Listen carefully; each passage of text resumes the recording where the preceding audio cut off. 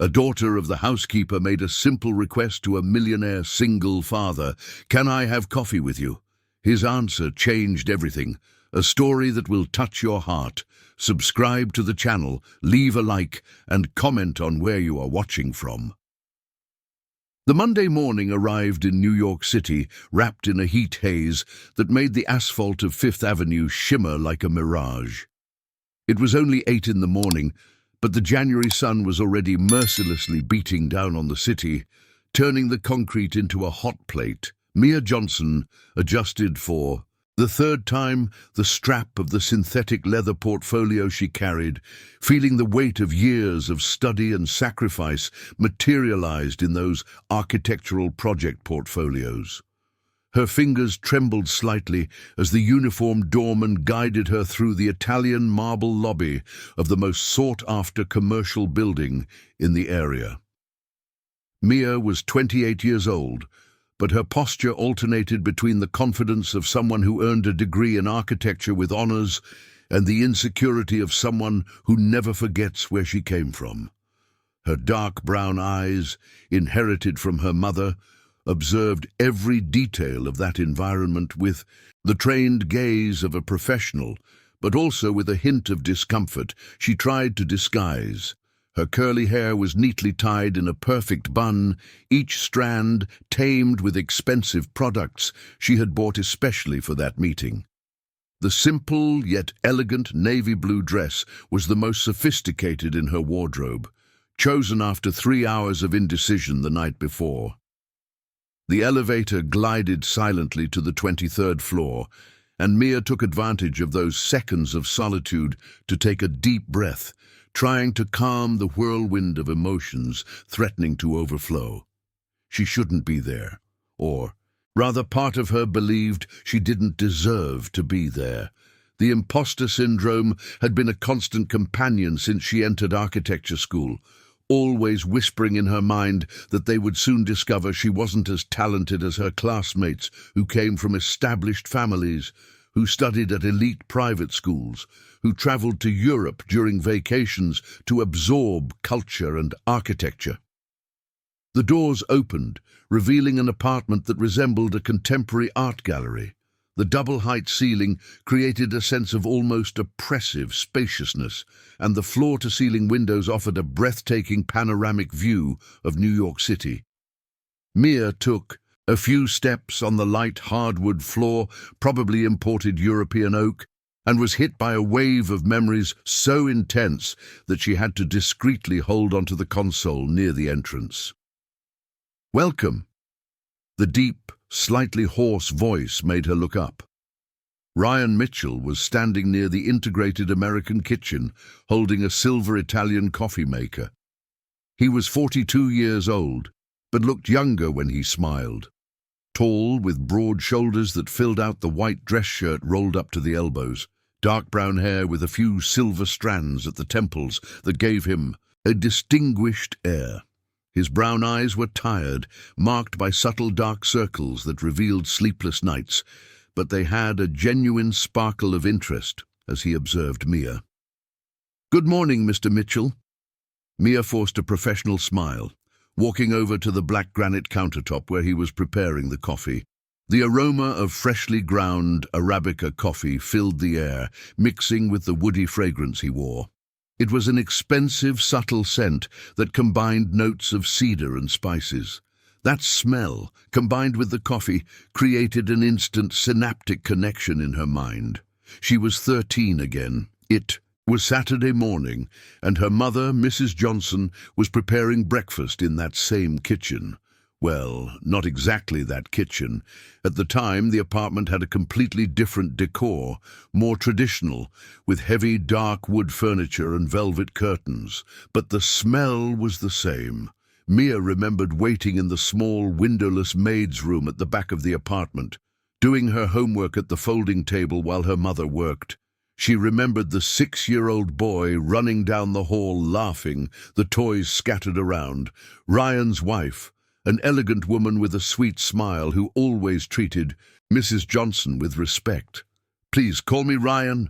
He served the coffee in 2 white porcelain cups with golden edges, probably each costing more than Mia earned in a day at the architecture office. "Sugar? Milk?" "Black, thank you."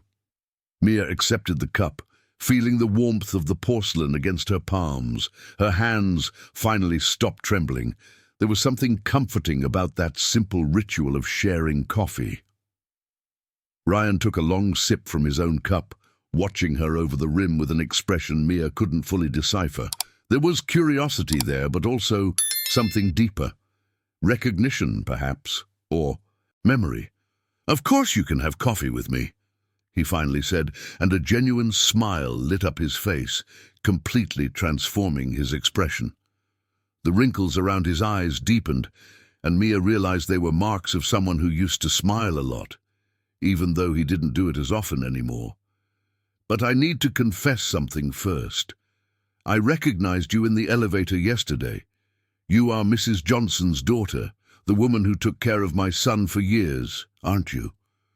Mia felt the blood rush to her face. So he knew, of course he knew. How? Or could she be foolish enough to think he wouldn't recognize her?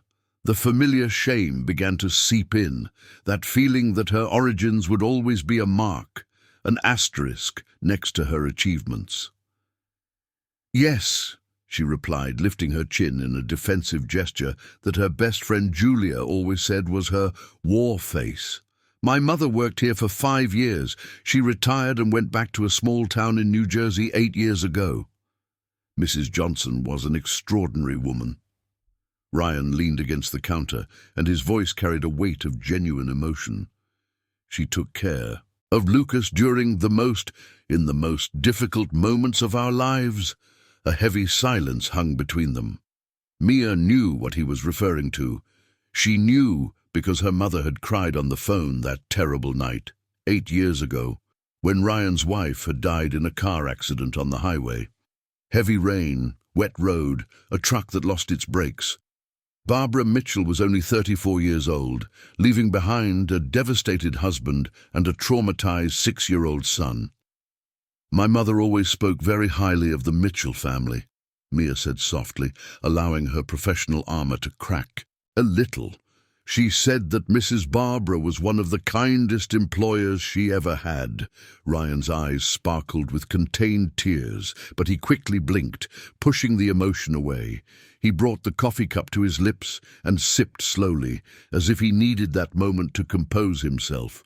When he spoke again, his voice was firmer, more controlled. "When I saw your name on the list of architects recommended by the design office, I was intrigued. Mia Johnson. I researched your portfolio online, saw your photos, and immediately recognized Mrs. Johnson's eyes." He paused, turning the cup between his hands. "I could have chosen any of the other 5 professionals on the list, all excellent, all with more experience, but I chose you." "Why?" Mia asked, hating the vulnerable tone of her own voice. She didn't want to seem insecure. She didn't want him to think she was questioning her own competence, but she needed to know. Ryan set the cup down on the counter and walked to the wall of windows, looking out at the city sprawling below them. New York City buzzed even at that hour of the morning, a living organism of concrete, glass, and ambition. He shoved his hands into the pockets of his dress pants, and Mia noticed the tension in his shoulders. "Because I saw your designs and recognized something in them that I rarely see these days," he said without turning around. "Soul. Identity. Your designs don't look like pages copied from European magazines. They have America in every line, in every material choice. You use reclaimed wood from the Midwest, stones from quarries in upstate New York, crafts from traditional communities. You create spaces that tell stories."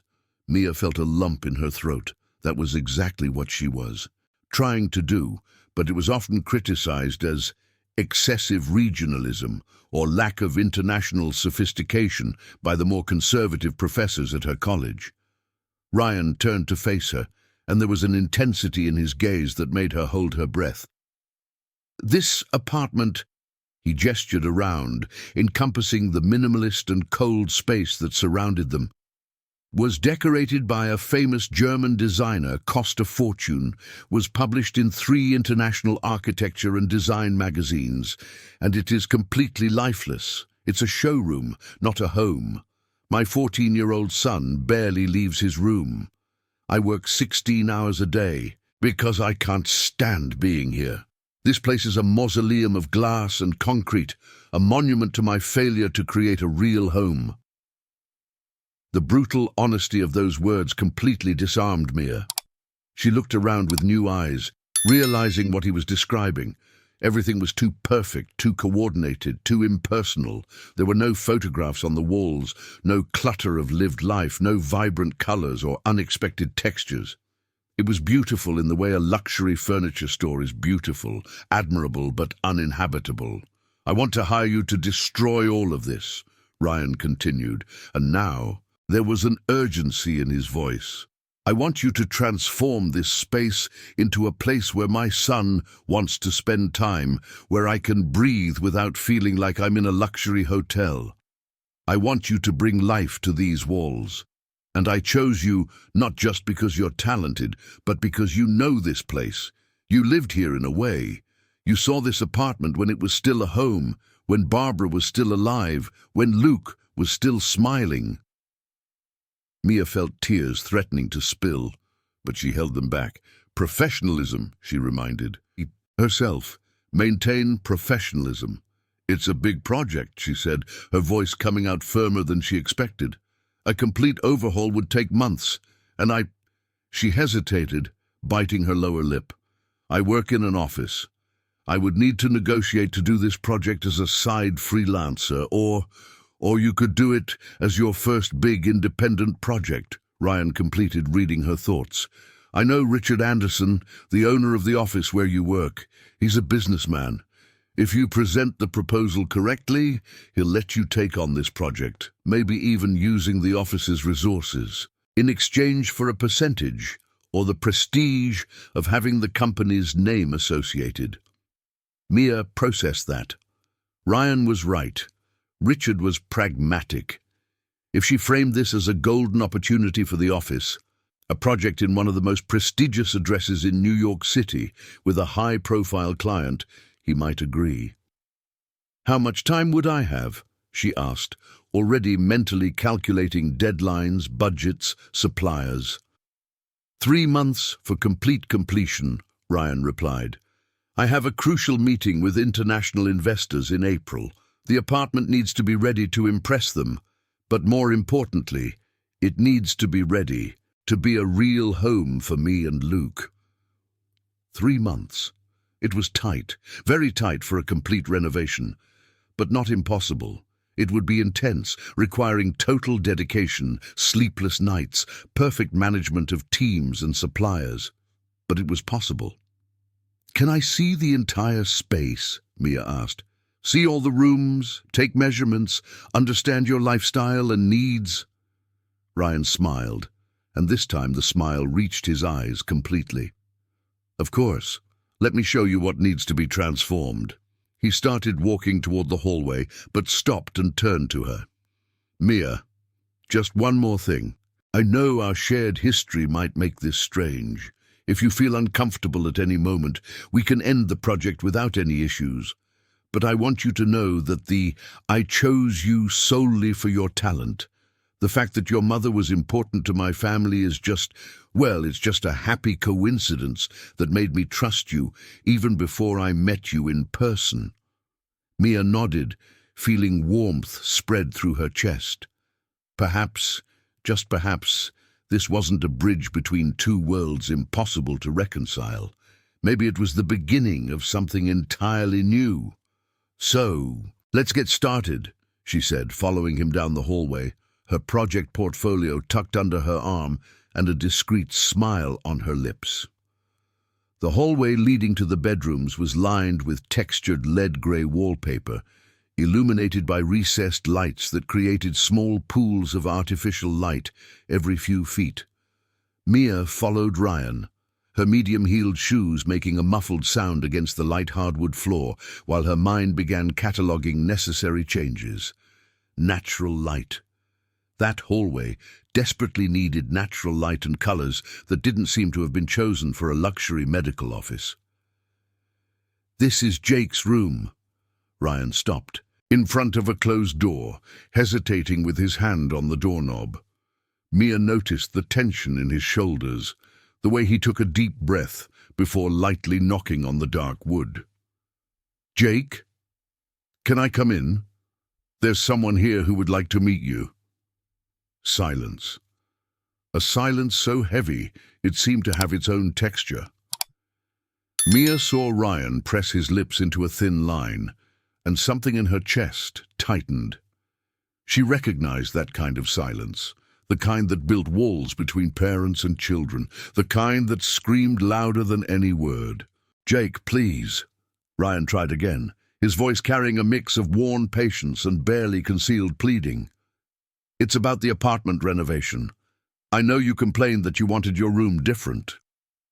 A few more seconds of silence before a teenage voice, hoarse from disuse or perhaps intentional disinterest, responded from the other side.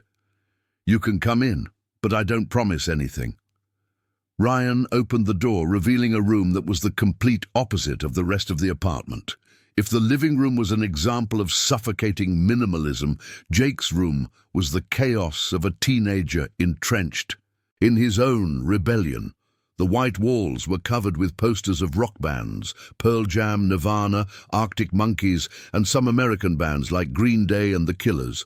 Clothes were piled on a swivel chair, textbooks coexisted with music magazines on the glass desk, and a black electric bass rested in a corner stand, with a thin layer of dust indicating weeks, perhaps months, without use. Jake was lying on the king-size bed, a smartphone in his hands, white headphones in his ears. He was 14, but his body already showed signs of the transition to adulthood, tall and thin, all elbows and angular knees, with dark brown hair falling messily over his eyes. He wore a black band t-shirt and grey sweatshorts, and made no move to take off the headphones when they entered. "Jake," Ryan said with that forced patience that every parent of a teenager develops. "Take off the headphones. I want to introduce you to the architect who will be renovating the apartment." The boy sighed dramatically, as if that request were the most absurd thing in the world, but complied. He sat on the edge of the bed, the headphones hanging around his neck, still playing music softly, and looked at Mia with an expression that was somewhere between curiosity and complete indifference. Mia stepped forward, deciding that the best approach was to treat him as she would any client, with respect and genuine interest. "Hi, Jake. My name is Mia Johnson. I'm an architect and I'll be working on the apartment renovation." She didn't extend her hand, realizing that might seem too formal, too adult. Instead, she pointed to a Foo Fighters poster on the wall. "Do you like rock?"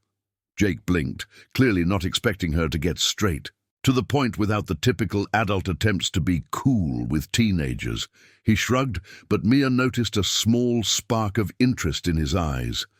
"I used to like it," he said, and there was something defensive in his voice. "Now I don't listen to it as much." "Why?" Mia asked, genuinely curious, completely ignoring the warning look Ryan shot her. She knew she was treading on delicate ground, but she also knew that teenagers could detect insincerity from miles away. Jake bit his lower lip, a gesture that made him seem younger, more vulnerable. His fingers fiddled with the headphone cord, twisting and untwisting the white wire. "Because," he started, then stopped. He looked at his father, then at Mia, as if deciding whether he could trust her.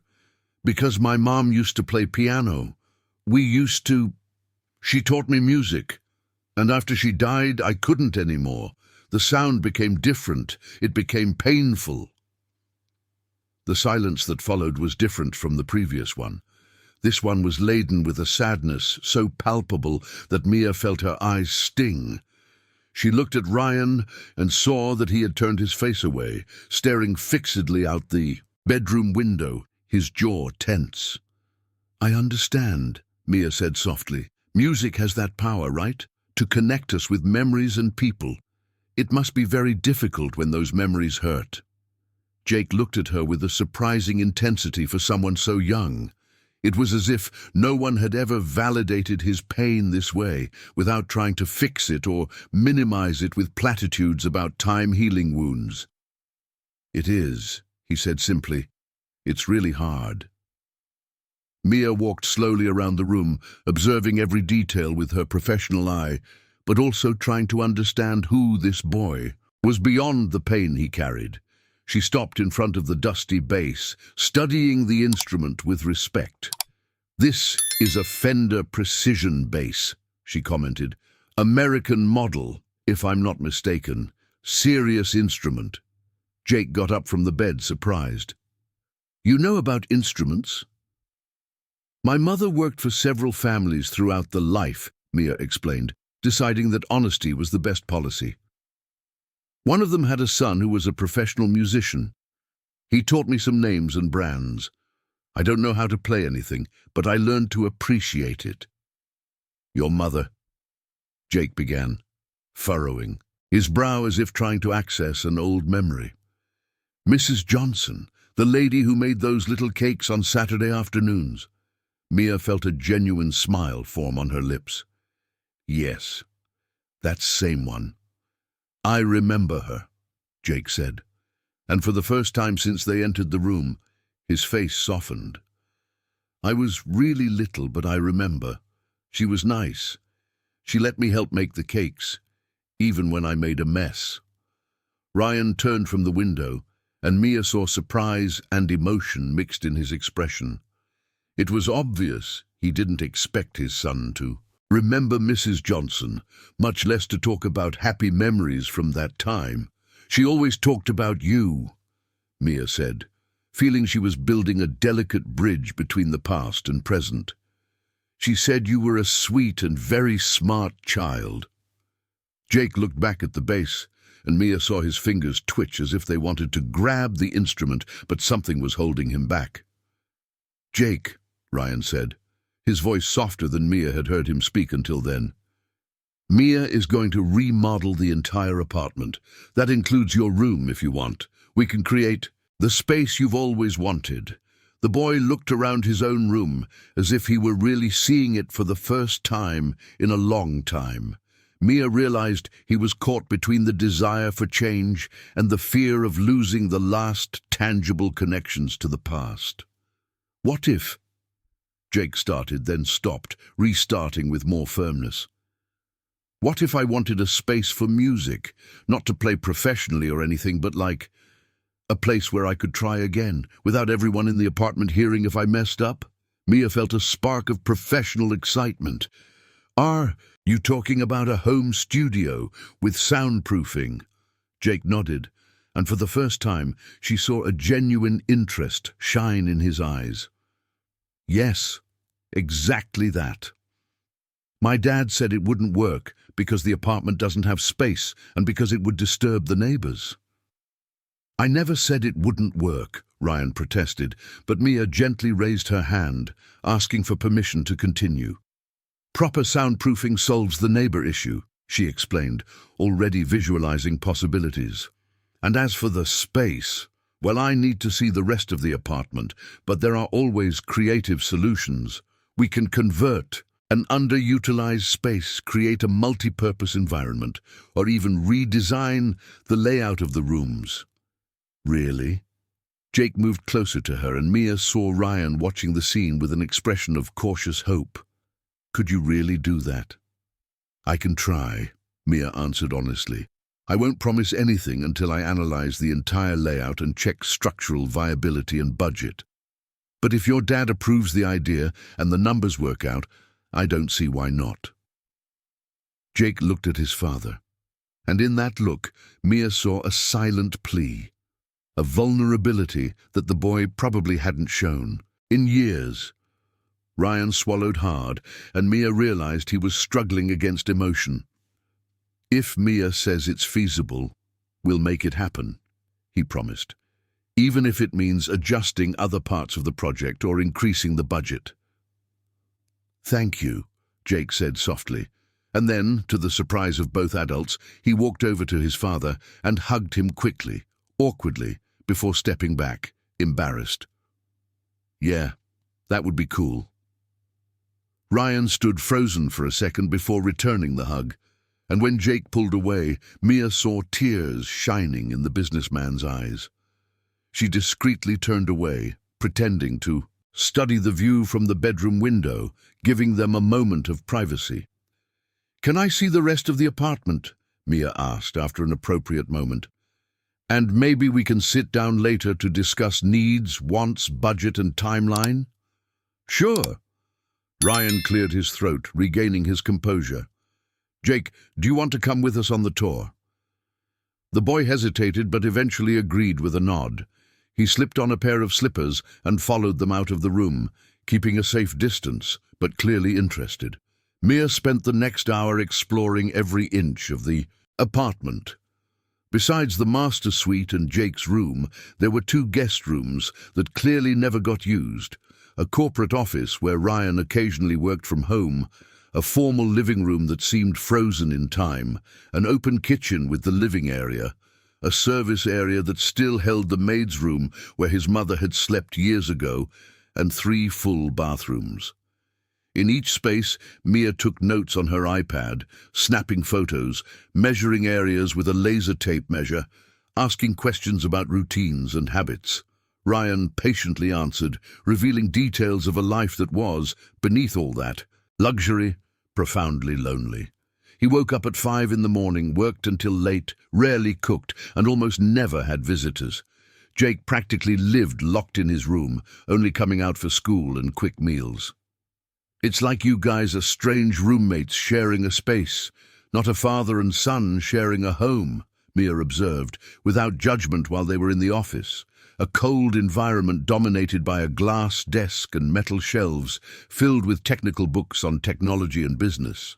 Ryan didn't seem offended by the observation. Instead, he sat heavily in the executive chair, rubbing his face with his hands. "You're right," he admitted. "After Barbara died, I lost myself. I dove into work because it was easier to deal with spreadsheets and presentations than with my son's pain and my own. And Jake completely shut down. We became ghosts living in the same house." Mia pulled up a chair and sat across from him, her iPad resting on her lap. "Can I ask a personal question?" Ryan nodded, meeting her gaze. "Why now? Why did you decide to make this change? Now, after 8 years. Ryan fell silent for a long moment, his fingers lightly drumming on the glass desk. Outside, the January sun transformed New York City into a landscape of blinding brightness, skyscrapers reflecting light in all directions. "Because 3 months ago I found Jake in the bathroom with a bottle of anti-anxiety medication from my prescription," Ryan said, his voice breaking slightly. He hadn't taken any yet. He was just holding the bottle, crying. When I asked what he was doing, he said he was tired. Just tired. Mia felt her heart tighten. "Is he in therapy?" "He is now. He started right after that day, and I did too. My therapist was very direct. She said this apartment is a problem, that we've turned this place into a sanctuary for our pain, and that we needed to create an environment that allows for life, not just existence. She said physical changes can catalyze emotional changes." "And do you believe that?" Ryan looked around the office, then back at Mia. "I believe I can't continue the way it is. If there's a chance that changing these walls can help change our dynamic, I'm willing to try. For Jake, for myself, for the memory of Barbara, who wouldn't want us to live like this." Mia took a deep breath, feeling the weight of responsibility for this project. It wasn't just about aesthetics or functionality. It was about healing. It was about rebuilding a family piece by piece, starting with the walls that surrounded them. "All right," she said with determination. Then let's do this right. Let's create a real home. The office of Mitchell and Associates occupied the 10th floor of a commercial building in Midtown, with large windows offering a partial view of the Hudson River and the iconic George Washington Bridge, which had become a symbol of modern New York City. Mia walked through the open-plan space on Tuesday morning, greeting colleagues who barely lifted their eyes from their computers, all immersed in their own projects and tight deadlines.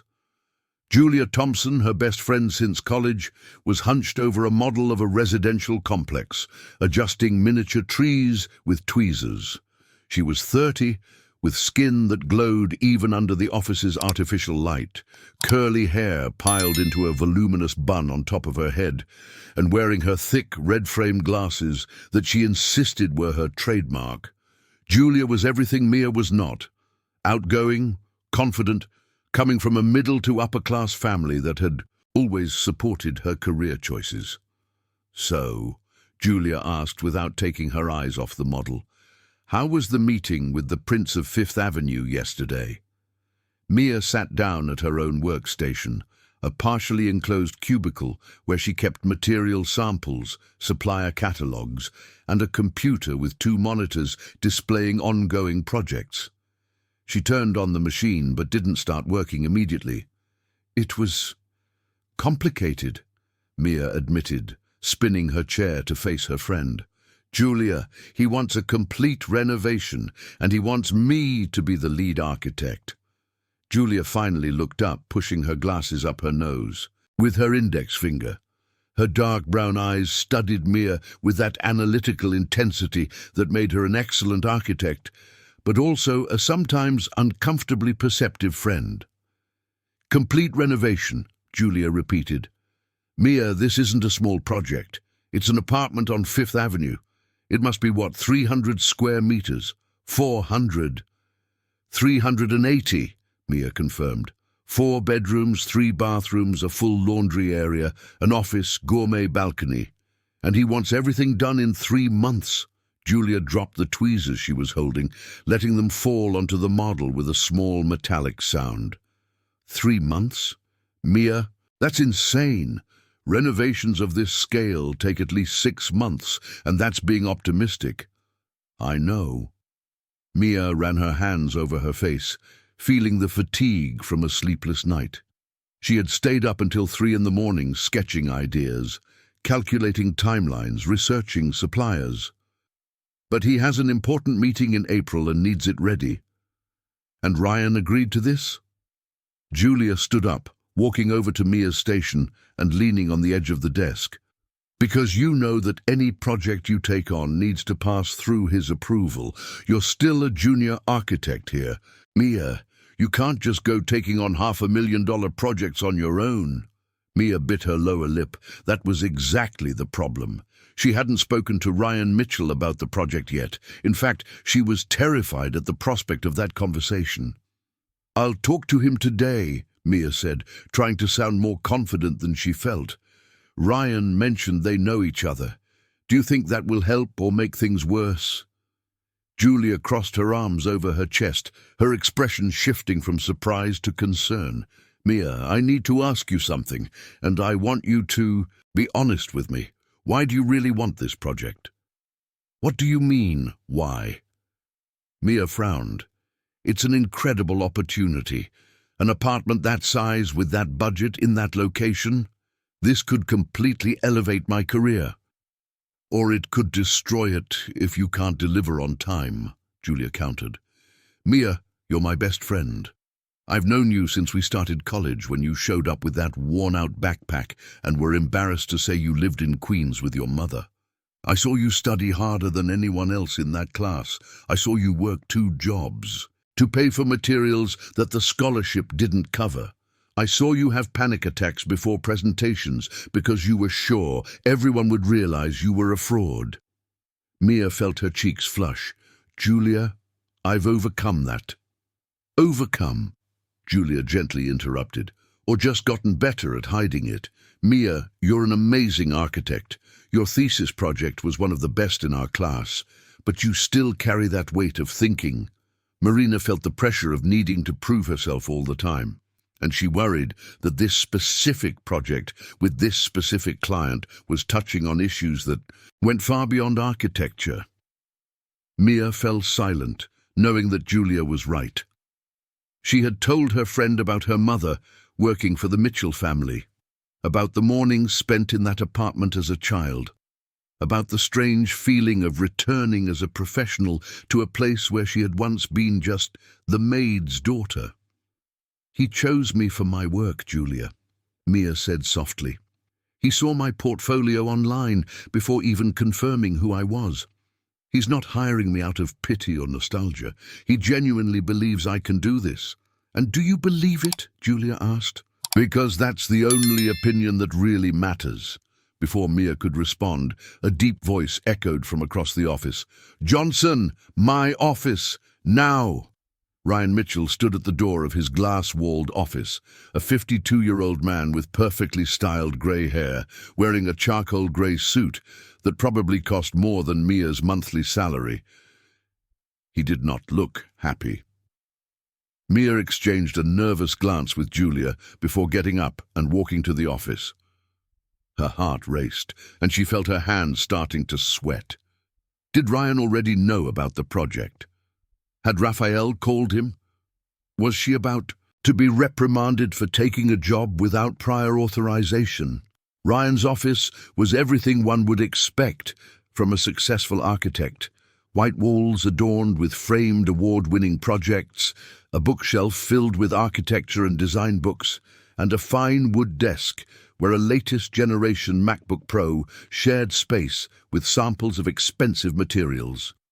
The view from the window showcased the suspension bridge in all its glory, the steel cables shining under the bright sun. "Sit down," Ryan ordered, and Mia complied, feeling like a student called to the principal's office. He remained standing, leaning against the edge of the desk, with his arms crossed. "I received an interesting call last night from Raphael Mitchell." Mia swallowed hard. "Mr. Mitchell, I can explain." "He told me about his apartment renovation project," Ryan continued, ignoring her attempt to interrupt. "He said he wants you specifically as the lead architect, that he saw your portfolio and was impressed, that he believes you have the vision necessary to transform that space." Mia held her breath, trying to decipher the expression on her boss's face. Anger, approval, it was impossible to tell. "Do you know what this means, Johnson?" Ryan finally moved, walking over to the window and looking out at the city. "Raphael Mitchell is the CEO of TechVision, one of the most promising tech startups in the country. He is a personal friend of some of the most influential business people in New York City. A well-executed project for him is not just a renovated apartment. It's an open door to a clientele that most architects spend their entire careers trying to reach." "I understand, sir," Mia said carefully, "and I'm prepared to—" "No." Ryan turned sharply to face her. "You don't understand, because if it were just about doing a good job, I would let you handle the project alone, without hesitation. You are talented, Mia. Sometimes I think you don't even realize how much. But this project specifically has complications that you're not considering." Mia furrowed her brow. "Complications? Are you referring to the tight deadline?" Ryan returned to his desk, sitting in his leather executive chair. He clasped his hands under his chin, studying her with that analytical expression he used when evaluating projects. "Mia, how old are you?" The question caught her off guard. 28, sir." "And how long have you worked at this firm?" 3.5 years. In these 3.5 years, how many high-end residential projects have you worked on as the lead architect?" Mia felt her stomach drop. "None. Always as an assistant or second architect." "Exactly." Ryan leaned forward. "Not because you aren't capable, but because this market is brutal to young professionals, especially young women. Clients at this income level expect architects with decades of experience, international awards, portfolios filled with projects published in magazines. They want security, prestige, status. But Raphael chose me, Mia protested, feeling a pang of frustration. He saw my work and he also knows who you are, Ryan gently interrupted her, or rather, who your mother was. Mia, I'm not saying this to diminish your accomplishments. I'm saying this because I need you to understand the situation completely. If this project goes wrong, it won't just be your reputation at stake. It will be the reputation of this firm. And more importantly, it will be your own professional confidence. Can you handle that pressure? Mia took a deep breath, forcing herself to maintain eye contact. I can, sir. I know I can do a good job, a great job. Ryan studied her for a long moment before sighing and opening a drawer in the desk, pulling out a folder. Raphael asked me to release you to focus exclusively on this project for the next 3 months. In return, he will pay not only your architect fees, but also an additional percentage to the firm for the temporary assignment of your services. It's a financially advantageous deal for us. Mia felt a mix of relief and apprehension. So you're approving? I'm approving under certain conditions. Ryan opened the folder, revealing a typed contract.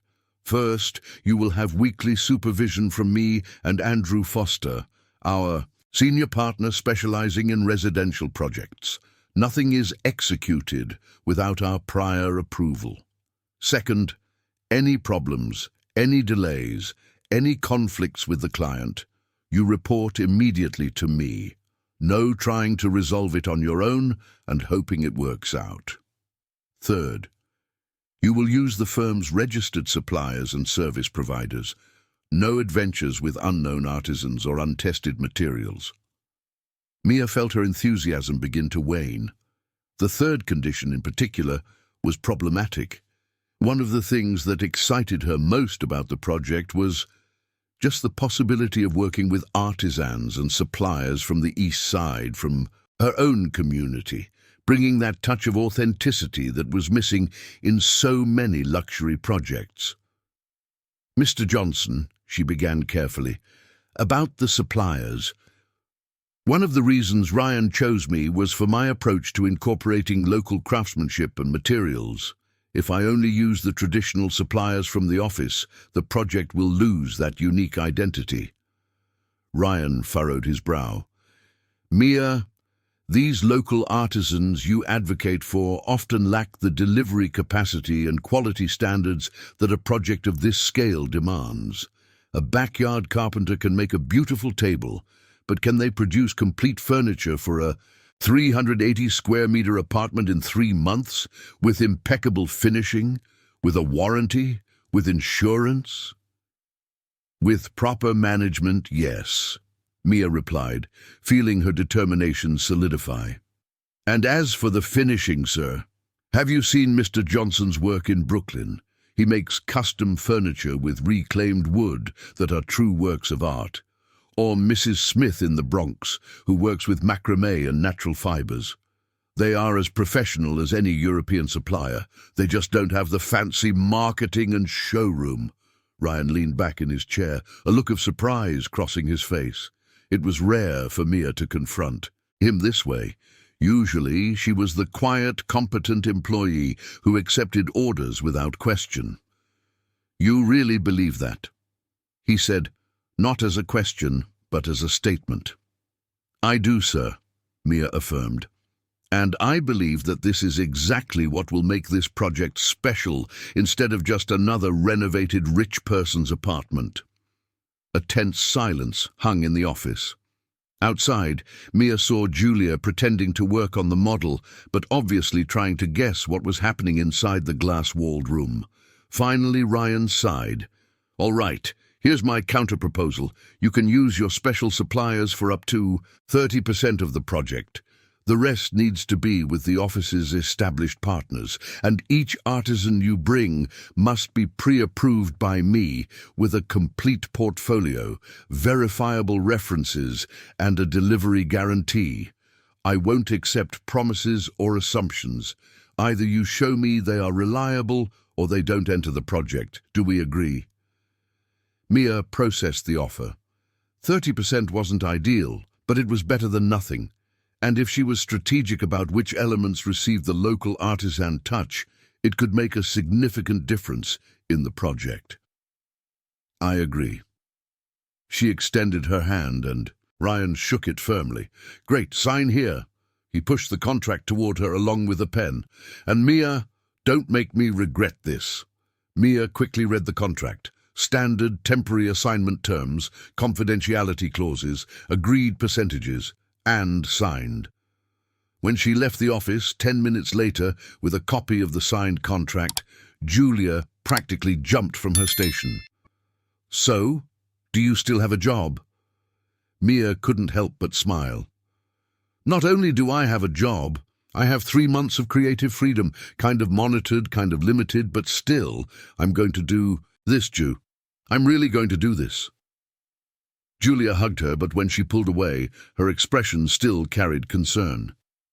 Mia, just promise me one thing. What? Promise that you'll be careful, not just with the project, but with all of this. With him. With this family. Promise you won't lose yourself trying to save people who maybe can't be saved. Mia wanted to protest, wanted to say it was nothing like that it was just work. But something in Julia's knowing look made her hesitate. I'll be careful, she promised, unsure if she could keep it. The heat of February arrived with almost violent intensity, turning New York City into an open-air sauna. The streets exuded that characteristic smell of hot asphalt mixed with pollution, and even the air conditioning in the buildings seemed insufficient against the fury of summer. Mia spent her days alternating between visits to the apartment on Fifth Avenue for final measurements and meetings with suppliers scattered throughout the city, from Brooklyn to the East Side, from a neighborhood in Queens to the Bronx.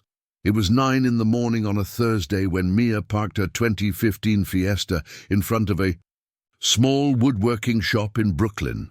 The neighborhood, known for its trendy bars and art galleries, still retained some old buildings among the modern structures sprouting like mushrooms after rain. Mr. Johnson's woodworking shop was one of those relics. A single-story house with a faded blue facade, an iron gate, and a hand-carved wooden sign that read, Tradition Woodworking, since 1987. Mia got out of the car, feeling the heat immediately stick her beige linen shirt to her back. She wore light jeans and comfortable sneakers. She had quickly learned that visiting suppliers in high heels was a recipe for disaster. Her work folder contained printed plans, fabric samples, and a detailed list of furniture needed for the project. "Mr. Johnson?" she called, pushing the half-open gate. The smell of freshly cut wood immediately filled her nostrils, an earthy and comforting fragrance that transported her to childhood memories of visiting craft fairs with her mother. "Back here," a raspy voice replied. Mia crossed the small side hallway, passing organized stacks of boards made from different types of wood, mahogany, Brazilian cherry, IP, cedar, each labeled with information about origin and acquisition date. The backyard had been transformed into a spacious and airy workshop, protected by a zinc roof that created shade without completely blocking ventilation. Hand and power tools occupied sturdy workbenches, and in the center of the space, a man about 65 years old was carefully sanding what appeared to be the surface of a dining table. Mr. Johnson was a medium-height man, sun-tanned skin, grey hair cut very short, and large hands marked by decades of manual labor. He wore a white T-shirt stained with sawdust, worn jeans, and a leather apron tied around his waist. Reading glasses rested on the tip of his nose as he examined every inch of the wood with the precision of a surgeon. "Mia Johnson?" he asked without looking up from his work, the sandpaper moving in constant circular motions. "The architect who called about the Fifth Avenue project?" "Yes, sir. Thank you for meeting with me on such short notice." Mia approached, observing his work with genuine admiration. The table was made from reclaimed wood, mahogany boards salvaged from an old house, the natural veins of the wood creating unique and mesmerizing patterns. "I don't usually take on Fifth Avenue projects." Mr. Johnson finally looked up, studying her with an expression that mixed curiosity and skepticism. "Those clients usually want imported furniture, Italian design, that sort of thing. Why would a client of that caliber be interested in my work?" Mia placed her portfolio on a clean workbench and pulled out some plans and reference images.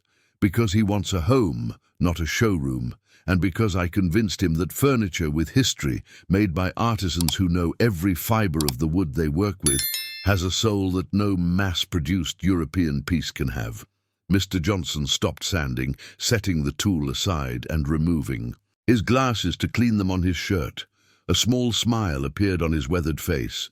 "You've got charm, girl, but charm doesn't build furniture. Show me what you need." For the next 40 minutes, Mia presented her project. She needed complete furniture for the living room, an L-shaped sofa with a solid wood frame, modular shelves to occupy an entire wall, a coffee table with a minimalist yet sturdy design, and a long sideboard to visually separate the living area from the dining area. Additionally, she wanted custom furniture for Lucas's new music studio, specific shelves for equipment, a padded bench for whoever was playing, and wooden panels that would serve both for decoration and basic acoustic treatment. Mr. Johnson listened in silence, occasionally asking technical questions about measurements, preferred finishes, and the type of use the furniture would receive. Mia noticed he wasn't taking notes, but his attention was absolute, as if he were recording every detail in his memory. "And the timeline?" he finally asked, crossing his arms over his chest. 3 months for complete delivery." Mr. Johnson let out a low whistle. 3 months. To produce complete furniture for a living room, plus the studio furniture, all custom made, all with top-notch finishes. Girl, you know that's a tight deadline, even for a factory with 20 employees, let alone for a small workshop like mine.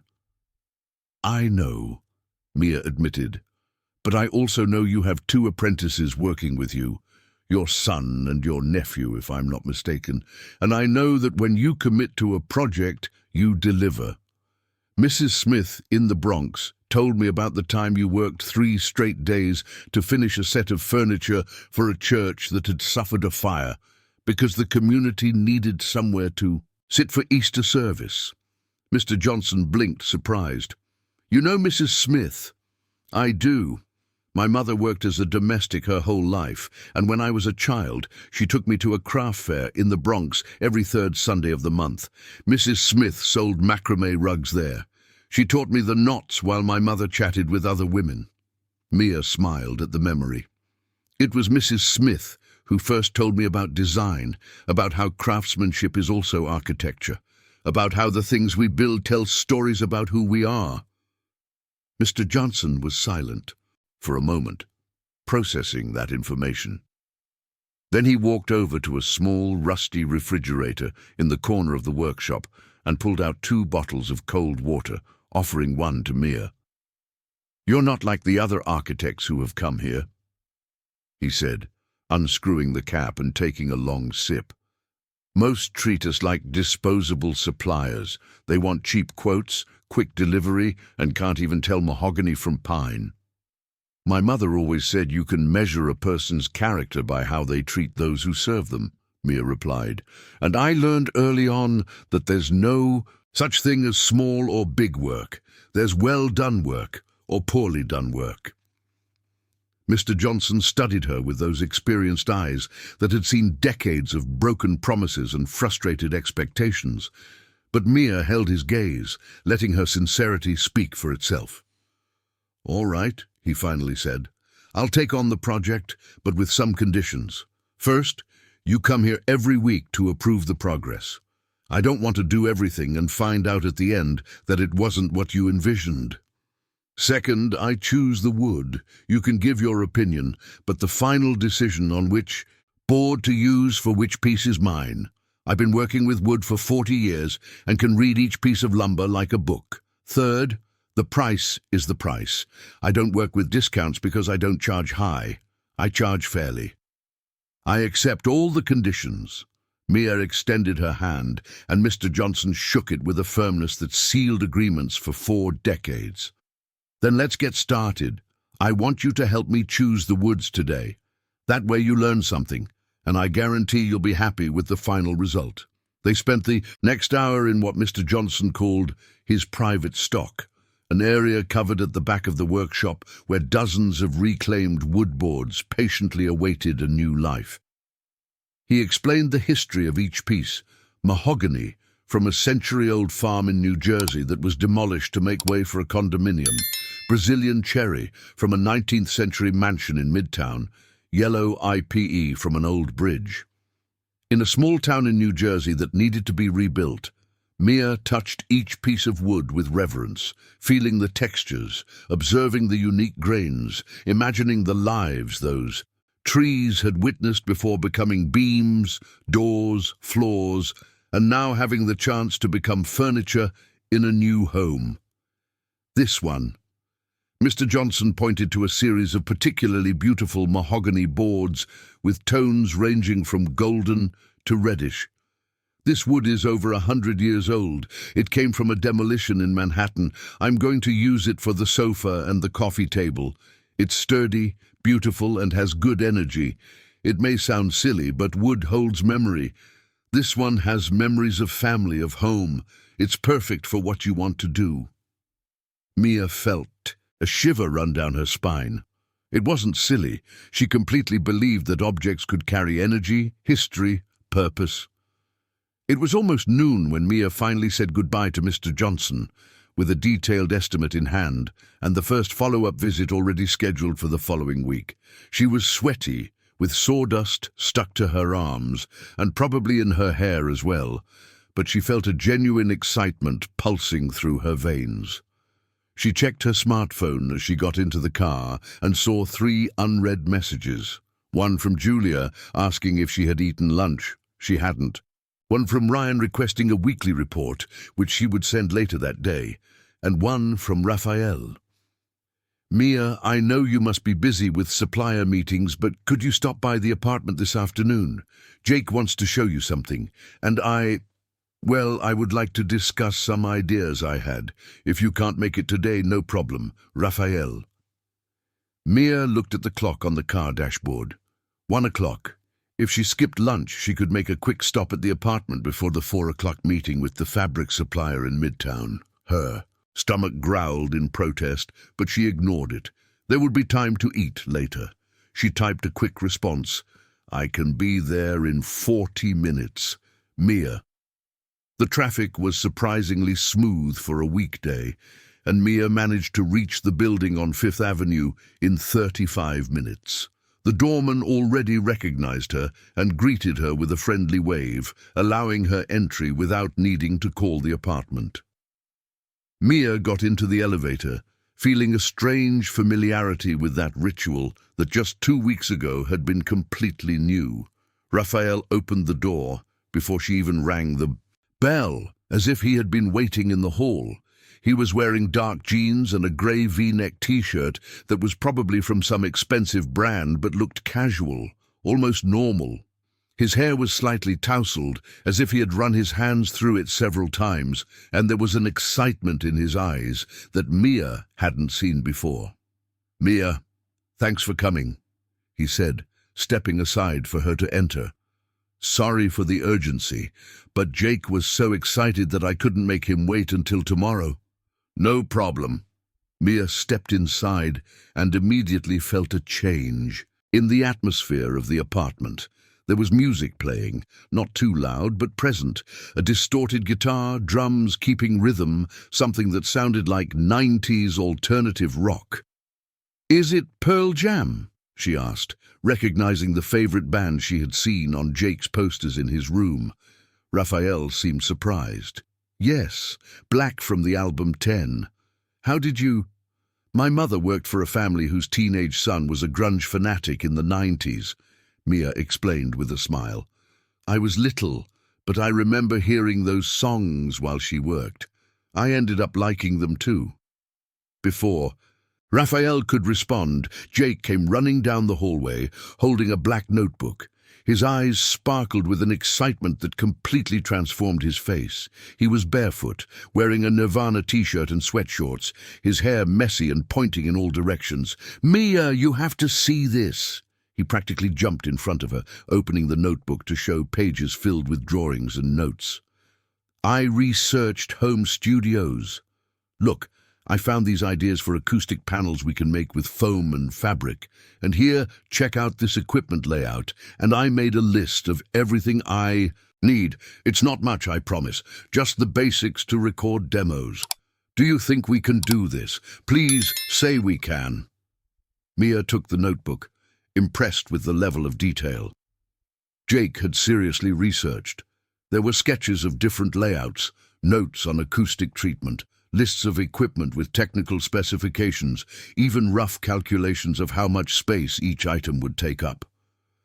"Jake, this is amazing," she said sincerely. "Did you do all this research by yourself?"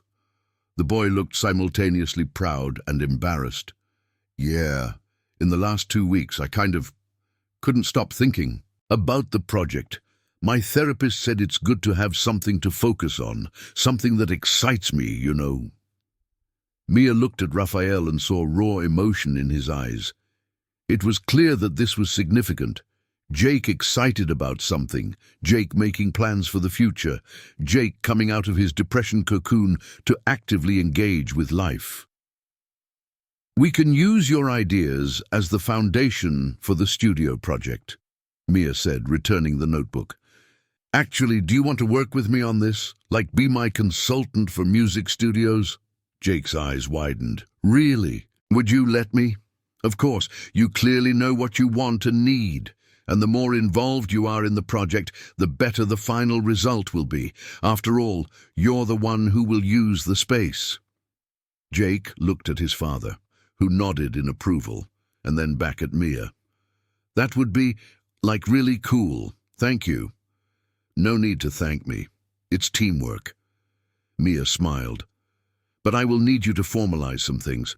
How about you take those drawings, digitize them on the computer using some basic design program? It doesn't have to be anything professional, and can you email it to me? That way I can incorporate your ideas into the official plans." "I can do that today." Jake was already retreating toward his room. "I'll start now. You'll see, it's going to be amazing." He disappeared down the hallway, leaving Mia and Ryan alone in the living room. The silence that followed was comfortable, filled only by the music that continued playing softly through the apartment's sound system. "You just made his day," Ryan said gently. "No, actually, you just made his month, maybe even his year." Mia felt her cheeks flush slightly. "I'm just doing my job, and his ideas are really good. Why wouldn't I use them?" "Because 90% of adults don't take teenagers seriously." Ryan walked to the kitchen, making an inviting gesture. "Have you had lunch? I have ingredients to make sandwiches, nothing too fancy, but—" Mia's stomach growled audibly, responding before she could. They both laughed. "I'll take that as a yes." Ryan began pulling ingredients from the huge stainless steel refrigerator. "Ham, cheese, tomato, lettuce, or are you vegetarian?" God, I should have asked that earlier. "I eat meat, yes, and a ham and cheese sandwich sounds perfect." Mia moved closer to the counter, watching him work. It was strange to see a tech startup CEO making sandwiches in his own kitchen. She was used to stories about executives who didn't even know where the microwave was in their own homes. "I learned to cook after Barbara passed away," Ryan said, as if reading her thoughts. "Well, learned is a generous term. I learned not to starve and not to let Jake eat pizza every day. But it's far from impressive. He assembled 2 generous sandwiches, cut them in half and placed them on plates, adding some chips from the pantry. They sat on the high stools at the kitchen island, eating in companionable silence while the city buzzed 23 floors below. "You mentioned you wanted to talk about some ideas," Mia said after finishing half of her sandwich. "About the project?" Ryan wiped his hands on a napkin, his expression turning more serious. "Yes and no. Mia, I need to tell you something about the real reason for this renovation."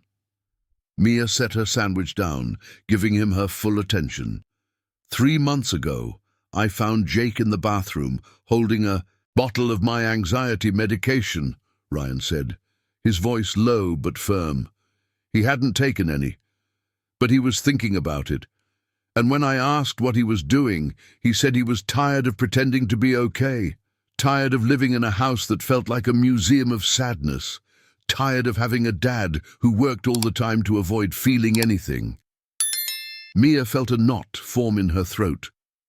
"It was a brutal awakening," Ryan continued. "I realized I was doing exactly what I did before I lost Barbara, prioritizing work over family, using professional success as an excuse not to deal with difficult emotions.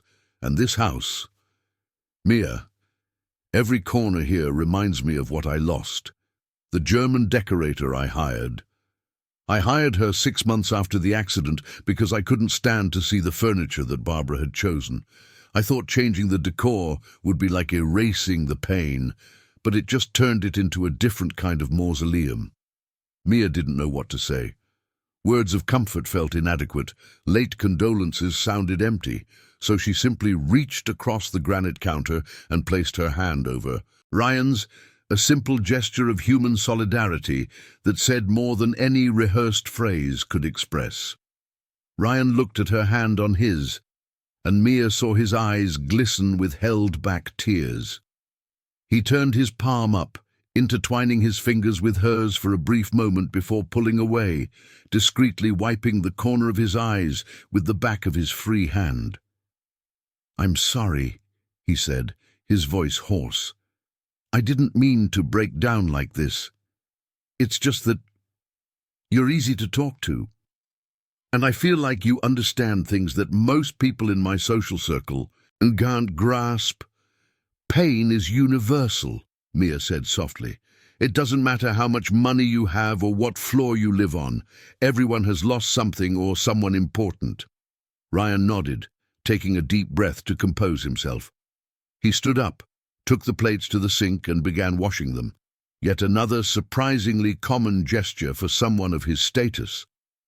Mia watched his efficient movements, the way he had created a domestic routine for himself and Jake over the past 8 years.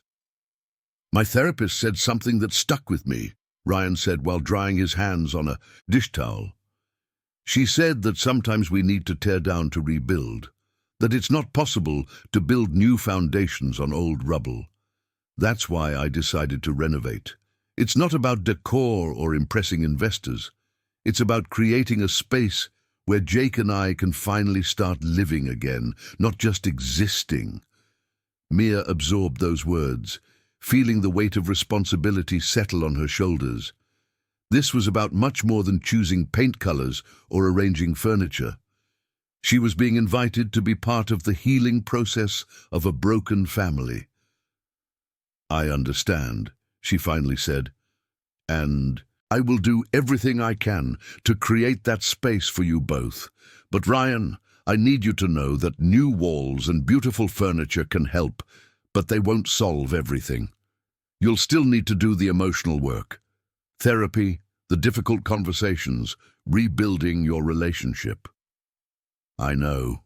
Ryan leaned against the sink, crossing his arms. "I'm not looking for a magic solution. I'm just looking for a beginning. A starting point where we can breathe without feeling the weight of all those years of unprocessed grief." The music from the sound system shifted to a softer, more melancholic track. Mia recognized Eddie Vedder's voice singing something about memory and let it go. Can I ask you a personal question? Mia asked hesitantly. Sure. Do you have pictures of her? Of Barbara? Ryan seemed surprised by the question. I do. Several. But they're all stored in boxes in the closet of my bedroom. Why? Mia chose her words carefully. Because completely erasing someone from a space isn't the same as processing the loss of that person. Barbara was important. She was Jake's mother, your wife, part of the foundation of this family. Hiding all memories of her doesn't make the pain disappear. It only makes you pretend she never existed. Ryan fell silent, processing. Mia could see the conflict in his eyes, the struggle between the instinct to protect himself from pain and the recognition that she was right.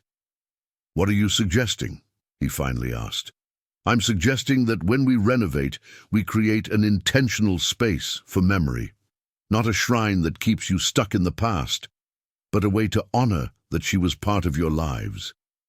Maybe a photo wall in the living room showing the complete family history, including her. Or a special corner with items that were important to her, something that allows Jake to remember his mother without feeling like he's betraying the present by trying to live. Ryan walked over to the wall of windows, looking out at the city under the relentless February sun. Mia could see the tension in his shoulders, the way his hands clenched and opened into nervous fists. When Barbara died, he began without turning, everyone told me how I should deal with it. My mother said to be strong, not to cry in front of Jake, to move on quickly because kids need stability. My friends dragged me to bars and tried to convince me that meeting other women would help. My therapist at the time, an incompetent idiot I switched after 3 sessions, suggested I move to a new apartment for a fresh start. Everyone had an opinion on how I should process my pain. He turned, and Mia saw a raw vulnerability on his face. You're the first person in 8 years who hasn't told me what to do. You ask questions, you listen, you offer perspectives without judgment. It's refreshing and terrifying at the same time. Mia felt her heart race. There was something in the way he looked at her, an intensity that went beyond architect and client, beyond professional connections. She recognized that look because she felt something similar when she was near him. An attraction that mixed admiration, empathy, and a chemistry she wasn't prepared to name. I should go, Mia said abruptly, sliding off the stool. I have a meeting with a fabric supplier at 4, and I still need to stop by home to shower and change. I'm covered in sawdust from the woodworking shop. Ryan blinked, the tension of the moment dissipating. Of course. Sorry for holding you up, and thank you for listening. It's part of the job, Mia replied, though they both knew that wasn't true. This had crossed professional boundaries several scenes ago. Mia grabbed her folder and headed for the door, but before leaving she turned one last time. Ryan, about the pictures of Barbara. Think about what I said. And if you want, we can talk to Jake about it too. Let him decide how much of his mother's presence he wants in the new space. Ryan nodded slowly. I'll think about it. And, Mia, thank you for everything.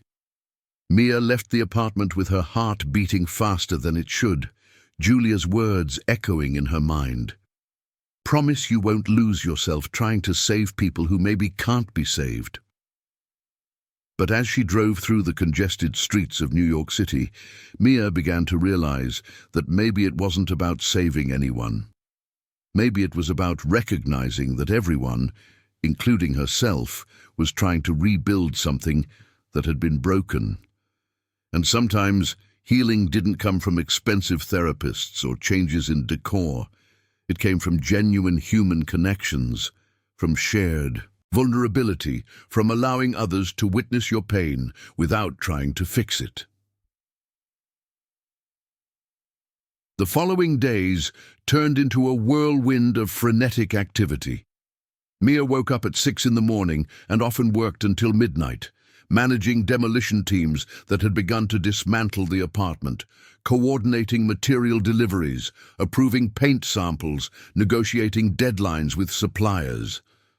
Her small apartment in Brooklyn, a 40-square-meter studio she had rented since leaving her mother's house, transformed into an improvised office with architectural plans spread across the dining table that also served as her desk, fabric samples hanging on makeshift lines, and her laptop constantly on displaying 3D renders of the project. Julia regularly showed up with food, worried that her friend was forgetting to eat properly. And she wasn't wrong. Mia had lost 2 pounds in 3 weeks, her clothes starting to feel loose around the waist. "You need to slow down," Julia said on a Wednesday night, placing a container of beef stroganoff on the table and physically pulling the laptop from Mia's hands. "Seriously, Mia, you're going to have a breakdown. I can't slow down," Mia protested, trying to get the computer back. "The demolition team found a plumbing issue that's going to delay everything by a week. I need to redesign the entire plumbing layout of the apartment and send it for Ryan's approval by tomorrow morning." "And you're going to do that better with your brain functioning at 20% capacity from lack of food and sleep?" Julia opened the container, and the comforting smell of beef stroganoff filled the small apartment. "Eat now. Then you can go back to the plumbing problems." Mia knew it was futile to argue with Julia when she used that tone. She grabbed a fork and started eating directly from the container, not even bothering to get a plate. The beef stroganoff was delicious. Julia. Mia had made it personally. It wasn't delivery, and she hadn't realized how hungry she was until the first bite. "When was the last time you saw Ryan in person?" Julia asked casually, sitting on the sofa bed that took up half the studio apartment. Mia paused, chewing for a second. 3 days ago. Why?" "Because you mention him constantly. Ryan thinks we should use neutral tones. Ryan is worried about the timeline. Ryan suggested including plants in the design. It's always Ryan this, Ryan that." "He's my client," Mia replied defensively. "It's normal for me to mention what he thinks about his own apartment." Julia looked at her with that knowing expression Mia hated. "Mia, I've been your best friend for 10 years. I can tell when you're talking about a client and when you're talking about a guy you're starting to like." Mia put her fork back in the takeout container, suddenly losing her appetite. "Ju, it's not like that. It's complicated." "Complicated how?" Mia sighed, running her hands through her hair. "Complicated because he's a widower processing grief, because he has a troubled teenage son, because I'm the daughter of the woman who worked for him as a housekeeper, because our worlds are completely different, because this could ruin my professional reputation before it even starts. Do I need more reasons?" "Or," Julia said gently, "it's complicated because you really like him, and that scares you." Mia didn't respond because there was no appropriate answer. Julia was right, as she usually was. There was something growing between her and Ryan, a connection that went far beyond architect and client, but acknowledging that out loud felt dangerous, like opening a dotter that might not be able to close again. "He told me about finding Jake with the pill bottle," Mia finally said, slightly changing the subject. "About how this renovation is less about decoration and more about creating a space where they can start to heal." "And that doesn't scare you?" Julia asked. "Mia, you're taking on a huge emotional responsibility. What if the project doesn't work? What if, despite all your best intentions and hard work, that apartment still feels empty to them?" "Then at least I tried," Mia replied. "Ju, my mother spent her whole life serving others. Cooking, cleaning, taking care of other people's kids while I was left home alone after school. She did it with dignity, with pride, even when people treated her like she was invisible. And you know what she always said? That it didn't matter what work you did. What mattered was the intention you put into it. She cleaned those rich people's apartments as if she were creating sanctuaries because she believed that even the simplest work had value when done with love." Mia felt tears threaten to spill. So yes, I'm putting more into this project than I should. Yes, I'm getting emotionally involved in ways that probably aren't professional. But it's because I believe what I do matters. That creating beautiful and functional spaces isn't just about aesthetics. It's about giving people environments where they can thrive. And if I can do that for Ryan and Jake, if I can create a home where that boy can start playing music again, and where that man can finally breathe without feeling like he's betraying his wife's memory, then yes, it's worth the risk. Julia was silent for a long moment, then got up and hugged Mia tightly. "Okay," she murmured, into her friend's hair. "Okay, just be careful, okay, with your heart, because I'm afraid you're going to get hurt in this whole thing." "I'm scared too," Mia admitted against Julia's shoulder. "But I can't stop. I don't know if I want to stop." They stayed like that for a few minutes, two tired bodies leaning on each other in a tiny studio apartment in Midtown, while outside the city didn't slow down, indifferent to the fears and hopes of two architects trying to find their places in the world. Mardi Gras arrived with its characteristic explosion of colors, sounds, and collective joy. The streets of New York City filled with parades, revelers in costumes took over Fifth Avenue, and for the first time in years, the city seemed to pause its relentless hustle just to celebrate. Mia had planned to work throughout the holiday. After all, the construction didn't stop, and she had deadlines to meet. But when she woke up on Mardi Gras Saturday at 9 in the morning, with the sound of drumming echoing from the nearby streets and her phone ringing insistently, a part of her wished she could just be a normal 28-year-old enjoying the holiday. "Hello," she answered, her voice still hoarse from sleep. "Mia, it's Ryan. Sorry for calling so early. Are you awake yet?" Mia sat up in bed, rubbing her eyes. "I just woke up. Is everything okay with the apartment? Did something happen?" No, the apartment is fine. Actually, it's about something else." He hesitated, and Mia could imagine him running his hand through his hair, that nervous gesture she had noticed he did when he was unsure. "Jake went away with friends to a country house to enjoy Mardi Gras, and I can't stand being alone in that empty apartment, especially with all the noise from the construction echoing. I thought maybe you were working today too, and if we wanted to work together, I can pick up food, and we could review the projects, discuss the necessary changes because of the plumbing issue." "Ryan," Mia gently interrupted him, "you're alone and bored and want company, is that it?" An awkward silence on the other end. Then, in a more honest tone, "Yes, sorry. I know it's strange, and you probably have better plans for Mardi Gras than working, so forget I—" "What's your address?" "What? Your address? The apartment? I know where the building is, but I don't know the apartment number by heart. Send me the exact location." You're coming?" Mia was already getting up, walking to. She stood in front of the small wardrobe to choose her clothes. "I'll go, and you're going to get me empanadas and fresh sugarcane juice from somewhere good. I don't want that fancy bakery stuff from Fifth Avenue. I want street fair empanadas with melting cheese and freshly squeezed sugarcane juice."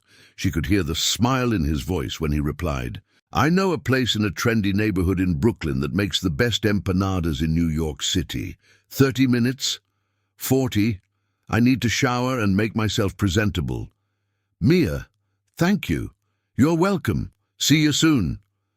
Mia hung up and stood still, holding her smartphone, wondering if she was making a mistake. Then she decided she would think about it later. For now, she had a Mardi Gras to not enjoy and architectural plans to review. She arrived at the apartment 45 minutes later, wearing comfortable jeans, a light blue cotton shirt, and her hair tied back in a practical ponytail. It was warmer than she expected, and she could hear the music from Mardi Gras blocks echoing even at that height, 23 floors above street level. Ryan opened the door wearing denim shorts and a simple white t-shirt, barefoot, with his hair still damp from the shower. The apartment was in a state of organized chaos. The demolition had progressed significantly in the last few days. The walls separating the formal living room from the family room had been torn down, creating an open and airy space. The hardwood floor had been removed, revealing the concrete subfloor underneath.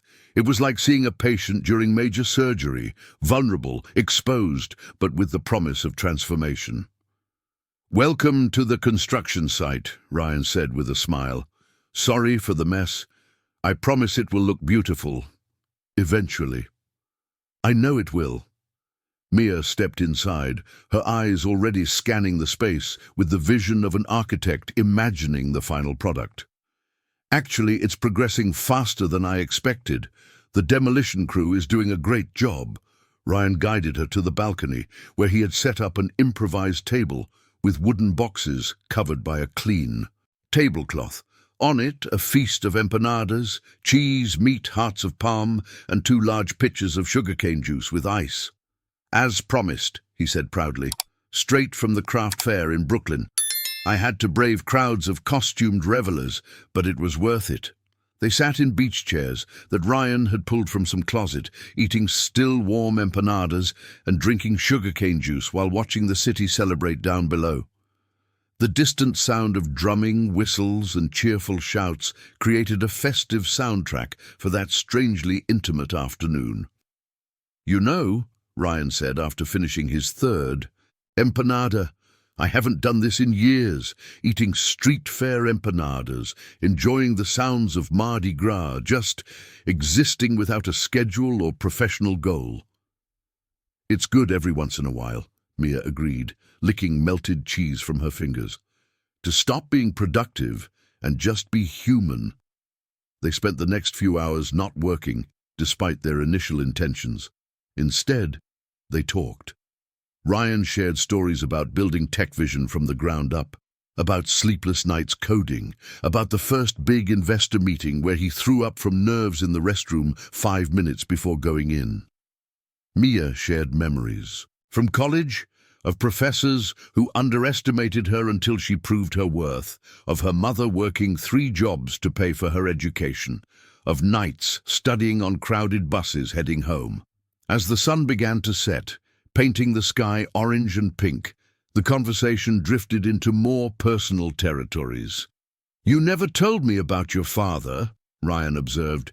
"You always mention your mother, but never him." Mia stiffened for a second, then forced her shoulders to relax. "There's not much to tell. He left when I was 4, promised he would come back, that he would find a better job in New York City and come get us. We never saw him again. My mother tried to find him for years, but he just disappeared. Eventually, she stopped looking."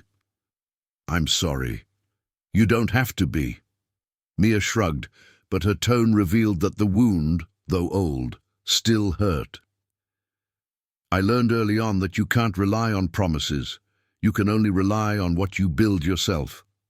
Ryan was silent for a moment. "Is that why you're so determined to do everything on your own? Why you refuse help even when it would be easier to accept?" Mia looked at him, surprised by his insight. "Maybe. I've never thought about it that way, but maybe yes. If I only depend on myself, I'll never be disappointed when others fail. But you'll also never experience what it's like to build something together with other people," Ryan gently pointed out. "And sometimes the most beautiful things are made in collaboration, not isolation." Mia had no answer for that, so they simply sat side by side as night fell over New York City, the sounds of Mardi Gras eventually fading as people grew tired and returned home. It was Ryan who broke the silence. "Mia, can I ask you something that might be completely inappropriate?" "You can ask. I can't promise I'll answer. Do you feel it too, this connection between us? Or am I just projecting loneliness onto professional kindness?" Mia's heart raced. She knew this conversation would eventually happen, but she wasn't prepared for it now, here, on this balcony under the stars, hidden by light pollution. "Ryan, you don't have to answer," he said quickly. "I know it puts you in a difficult position. I'm your client. You have a professional reputation to protect, and my life is a complicated mess with a teenage son and more emotional baggage than anyone should have to carry. But I needed to say it, because being here with you today, just talking, laughing, sharing empanadas, it was the first time in 8 years that I felt truly present, really alive." Mia turned to face him, and in the soft light coming from inside, from the apartment, she saw raw vulnerability in his eyes. "I feel," she admitted softly, "I feel the connection too. And it scares me, Ryan, because none of this makes sense. Our worlds are different, our lives are in completely different places, and there are thousands of reasons why this would be a terrible idea." "But," he asked hopefully, "but I can't stop thinking about you. I can't stop caring about you and Jake in ways that go far beyond professional. And that's terrifying." Ryan reached out his hand, hesitantly, giving her time to pull away if she wanted. When she didn't move, he gently brushed a strand of hair that had escaped her ponytail, his fingers lightly grazing her cheek. "It doesn't have to be terrifying," he murmured. "It can just be possibility. We can take it. Slow. No pressure, no expectations. Just see what happens." Mia closed her eyes, leaning slightly against his touch. Every rational fiber in her brain screamed that this was a mistake, that she was mixing professional and personal in ways that could spectacularly blow up in her face. But her heart, that stubborn and inconveniently hopeful organ, whispered something different. "Slowly," she agreed, opening her eyes to meet his. "We can try slowly."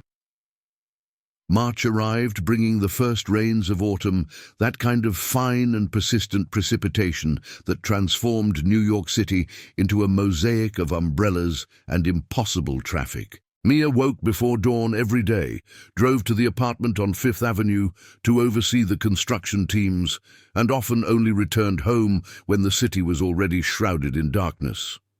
Her days were a chaotic ballet of decisions, approving paint colors, solving problems with electrical installations, negotiating deadlines with suppliers who were late, calming the tempers of contractors who disagreed about finishing techniques. But always, amidst the chaos, there were stolen moments with Ryan. One morning, she arrived at the apartment at 7 o'clock, expecting to find him already in the Tech Vision office.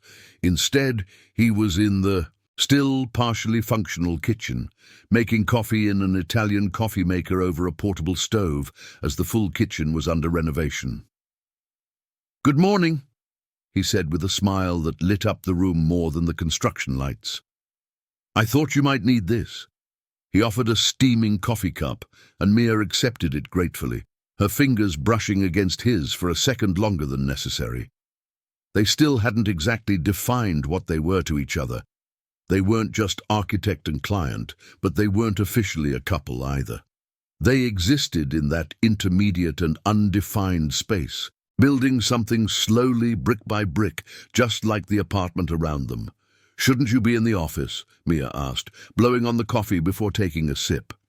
"Delegation is an important skill for CEOs," Ryan replied, leaning against the makeshift counter. He wore jeans and a light blue dress shirt with the sleeves rolled up, and Mia noticed that he had stopped wearing a suit every day. It was a small but significant change. "And I realized that I've spent the last 8 years prioritizing work over everything else, so I'm trying this revolutionary concept called work-life balance." Mia laughed. "And how's that going?" "Terrifying, but good, different." He took a sip of his own coffee. "Jake mentioned last night that he hardly recognizes me lately. He said I seem more relaxed. That's good, isn't it?" "It's great. Scary, but great." Ryan set down his cup. "Mia, I wanted to thank you, not just for the work here, but for for reminding me that there's life beyond spreadsheets and investor meetings. Mia felt warmth rise to her cheeks. I didn't do anything special. You're doing the hard work. You are too. He stepped closer, and the space between them felt electrically charged. You make me want to be a better version of myself. The moment was interrupted by loud voices at the entrance. The team of electricians had arrived, discussing something about the wiring of the music studio. Mia stepped back, creating safe distance, reverting to professional mode. I need to handle this, she said, although part of her wanted to stay there in that bubble of intimacy they had created. I know, Ryan smiled understandingly. Will you show me the progress later? Sure. Mia spent the rest of the morning resolving issues with the electricians. Apparently, the acoustic treatment Jake wanted would require a different arrangement of outlets and lighting. She had to redo the calculations 3 times before finding a solution that satisfied both the technical needs and the budget. When she finally had a moment to breathe, it was already noon. She found Ryan in what would be his new office, standing amidst unpainted walls, talking on the phone in a professional tone about growth projections and investment acquisition. She waited patiently until he hung up. Work problems? She asked. Ryan sighed, running a hand through his hair in that familiar nervous gesture. Not exactly problems. Opportunities. An American tech company is interested in acquiring Tech Vision. It's the second offer in 3 months. Mia felt something tighten in her chest. And are you considering it? 3 months ago I would have accepted without a second thought, Ryan admitted. It was the dream, you know, selling the company for millions, proving that all the sacrifice was worth it. But now I'm realizing that more money isn't going to make me happier. That selling and moving to Silicon Valley, which would probably be part of the deal, would mean uprooting Jake from his therapist, from his school, from the few friends he's finally making. It would mean abandoning this. He gestured vaguely around, encompassing not just the apartment, but something larger, more intangible. Mia chose her words carefully. This is a big decision that affects not just you and Jake, but dozens of employees. It shouldn't be taken lightly. I know. Ryan stepped closer. Jake stood by the window, watching the light rain begin to fall. My mother thinks I'm crazy for hesitating. She says opportunities like this come once in a lifetime. My CFO agrees with her, but my therapist reminded me of something important. Success without meaning is just numbers in a bank account. And what has meaning for you? Mia asked softly. Jake turned to look at her, and there was an intensity in his eyes that made her catch her breath. Lucas, happy, a real home. Genuine connections with people who see me beyond the title of CEO, and maybe the possibility of building something new with someone special. Mia knew he was talking about her. The unspoken hung between them, laden with promise and danger in equal measure. Jake, she began, but was interrupted by an excited voice coming from the hallway. Mia! Mia! You have to see this! Lucas came running in, holding a tablet. He was wearing a school uniform, light jeans, a navy polo shirt, and his hair was tidier than usual. He looked lighter too, as if some invisible weight had been partially lifted from his shoulders. What happened? Mia asked, grateful for the interruption and simultaneously frustrated by it. Remember that luthier in Brooklyn we visited? Lucas was practically vibrating with excitement. The guy who's making my custom guitar. He sent me pictures of the progress. Look! Lucas held out the tablet, and Mia saw images of a guitar under construction. The wood was Brazilian rosewood, with dark grains creating mesmerizing natural patterns. The luthier was documenting each step of the process, selecting the boards, precise cuts, assembling the body, installing the pickups. It's looking beautiful, Mia said sincerely. This wood is special, It has history. He said it came from a century-old tree that fell naturally in a reserve in Paraná, Lucas explained, his eyes shining. And look here. He suggested putting a small mother-of-pearl plaque with my mum's initials on the body of the guitar, like a tribute. Do you think that would be cool? Or would it be weird? Mia looked at Jake, who had stepped closer to see the photos. She saw raw emotion on his face, pride, sadness, hope, all mixed into a complex expression. I think it would be perfect, Mia told Lucas, not weird at all. It would be a way to honor her memory, to carry a piece of her with you every time you play. Lucas bit his lip, clearly trying to control his emotions. It's just, I'm afraid of forgetting her, you know. She died when I was 6. Sometimes I try to remember what her voice was like, and I can't. And I feel guilty, like I'm a terrible person for not being able to remember my own mother. Jake stepped forward and pulled his son into a tight embrace. Lucas stiffened for a second before melting against his father's chest, his shoulders trembling slightly. Mia turned away discreetly, giving them privacy, but her heart ached at the scene. You're not a terrible person, Jake said, his voice hoarse. You were a child when she died. It's normal for memories to fade. But you know what? Doesn't fade. The love she had for you, the way she shaped you, who you are, that will never disappear, even when you can't remember the details. Do you forget her too? Lucas asked in a muffled voice. Sometimes, Jake admitted honestly, and I feel guilty too. But I'm learning that honoring someone's memory doesn't mean living stuck in the past. It means carrying the best of what they taught you into the future. Mia discreetly wiped away a tear that had escaped. There was something profoundly beautiful and painful in witnessing that vulnerability, that moment of genuine connection between father and son. Lucas finally pulled away, wiping his eyes with the back of his hand, clearly embarrassed for getting emotional. Sorry, sometimes it's hard.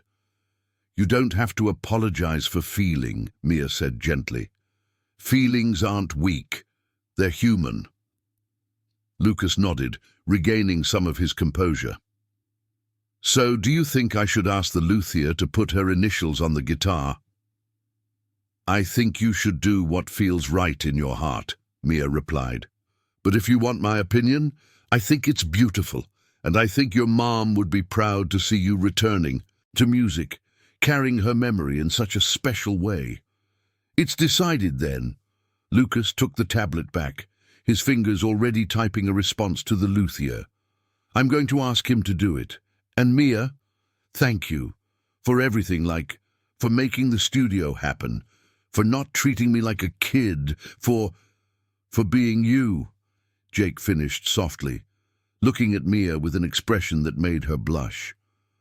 Lucas looked between the two adults, a slow but definite realization crossing his face. Wait, you two we're friends, Mia said quickly, perhaps too quickly. And architect and client, and it's complicated. Adults always say it's complicated when they really mean they like each other, but are afraid to admit it, Lucas said with surprising wisdom for his 14 years. My therapist talks a lot about that, about how adults complicate things that should be simple. Jake let out a surprised laugh. When did you get so perceptive? I've always been. You just weren't paying attention, Lucas shrugged, but there was a smile at the corner of his mouth. And just to be clear, I wouldn't mind if you guys were, more than friends. Mia's cool, way better than those annoying women Grandma always tries to set you up with. Lucas! Jake looked mortified. It's true, Lucas defended. The last one she brought for dinner talked for 30 minutes about her closet. 30 minutes. Who has that much to say about clothes? Mia couldn't help but laugh. All right, I definitely need to get back to work before this conversation gets even more awkward for your father. It's already awkward, Ryan murmured, but his eyes sparkled with humor. Hey, Mia, Jake called as she was already leaving. Seriously, thank you for everything. Mia smiled. You're welcome, Jake, and I'm looking forward to seeing the guitar finished. The following weeks were a whirlwind of activity. The renovations progressed at a frantic pace, transforming the apartment day by day. The walls were painted in warm whites and soft greys, creating a neutral yet inviting palette. The light hardwood floor was installed, oak planks that brought warmth to the space without feeling heavy. The windows were dressed with natural-toned linen curtains that filtered the light without blocking it completely. Mr. Johnson and his team began delivering the first furniture pieces. First, the modular bookshelf for the family room, made from reclaimed mahogany that seemed to glow under the natural light. Each shelf was a work of art, the wood grain creating unique patterns. Mia personally oversaw the installation, ensuring that each piece fit perfectly. Jake's music studio began to take shape. Mia had hired an acoustic specialist who installed strategically placed foam panels, disguised by wooden frames that Mr. Johnson had crafted. The result was functional yet aesthetically pleasing. It didn't look like a professional recording studio, but rather a cozy space where a teenager could create music without fear of judgment. But not everything was going smoothly. One day, Mia arrived at the apartment and found Ryan having a heated discussion with someone on the phone. She recognized his tone, controlled on the surface, but with an underlying tension that indicated deep frustration. "Mom, I already told you I'm not discussing this right now," Ryan said, pacing back and forth in the still under-construction family room. "It's my decision, my apartment, my son. No, you don't have the right to interfere. Because I'm a 42-year-old adult, that's why." Mia stood at the entrance, unsure whether to discreetly withdraw or stay. Ryan noticed her presence and gestured for her to wait. "Mum, I need to hang up. I have a meeting." "Yes, with the architect." "No, it's not inappropriate." "Mom!" He took a deep breath, clearly trying to control his temper. "Look, I'll visit you this weekend, okay? We can talk in person." "Yes, I love you too, bye." He hung up and stood still for a moment, head down, shoulders tense. "Issues with your mother?" Mia asked softly. Ryan let out a bitter laugh. "You could say that. She found out about the renovations. More specifically, she discovered that I'm using unknown artisans instead of the elite designers she recommended, and she wasn't happy." "Oh." Mia felt a knot form in her stomach. "Does she know about my mother? About who I am?" "She knows." Ryan finally looked at her, and there was guilt in his eyes. "And unfortunately, she has very strong opinions about appropriation and people knowing their places." Her words, not mine. Mia felt a familiar mix of anger and shame, that feeling of never being good enough, of always being seen first through the lens of social class before anything else. "Maybe she's right," Mia said quietly. "Maybe I'm overstepping boundaries I shouldn't. No." Ryan walked over to her with determination. "Don't do that. Don't let my mother's toxic elitism make you doubt your worth. You are a talented architect, Mia. You're doing amazing work here. And who your mother was or what she did for a living does not diminish your accomplishments in any way." "But it complicates things," Mia pointed out. "Ryan, your mother isn't the only one who will think like that. When this project is finished, when it eventually gets published in magazines or shown to friends, people are going to ask. They will find out who I am, and they will judge, not just me, but you too." "Let them judge," Ryan said with a conviction that surprised Mia. "I spent 8 years living according to other people's expectations, making choices based on what my mother, my investors, my social circle deemed appropriate. And you know where that got me? To an empty apartment and a son on the verge of a complete breakdown. So if people want to judge me for choosing an incredibly talented architect who just happens to have grown up in circumstances different from mine, they can go to hell." Mia blinked, surprised by his vehemence. "Ryan..." "Mia, My mother is coming for tea here at the apartment Friday afternoon. She wants to inspect the progress of the renovations, and I want you to be here. You want me to officially meet your mother? Mia felt panic starting to set in. Ryan, this is not a good idea. It's the best idea. Ryan took her hands in his. Because she needs to see, with her own eyes, the incredible work you're doing. She needs to understand that her prejudiced opinions have no place in my life or the decisions I make. Mia wanted to refuse. Every instinct of self-preservation screamed at her to say no, to keep a safe distance from that world of privilege and judgment. But when she looked into Ryan's eyes and saw the plea there, his need for her to stand by him, she found herself agreeing against her better judgment. Okay, she said, I'll be here Friday. But if she asks me what the difference is between Carrara marble and Calcutta marble, I'm leaving. Ryan laughed, the first genuine sound of joy since she had arrived. Deal. And Mia? Thank you for staying, for not running away when things get complicated. I can still run away on Friday, Mia joked, but she squeezed his hands back. But for now, you're stuck with me. Friday arrived with a shy sun that could barely penetrate the grey clouds hovering over New York City. Mia woke up with a knot in her stomach that no amount of chamomile tea could dissolve. She spent 40 minutes choosing the right outfit, something professional but not overly formal, elegant but not trying too hard to impress. Finally, she settled on black dress pants, a simple-cut white silk blouse and a dark grey blazer, medium-heeled black shoes, hair neatly tied in a flawless low bun, subtle yet well-done makeup. She looked at herself in the mirror and saw a competent professional. She hoped it would be enough. Julia called just as Mia was leaving her apartment. So, today is the big day? Her friend's voice was laden with concern. The meeting with the mother-in-law from hell? She's not my mother-in-law, Mia protested, locking the apartment door. And it's not a meeting. It's a professional gathering where my client's mother is going to inspect the progress of the work. Marie, you're nervous, Julia said. It wasn't a question. I'm terrified, Mia admitted, descending the building stairs. Julia, this woman is from high society in New York City.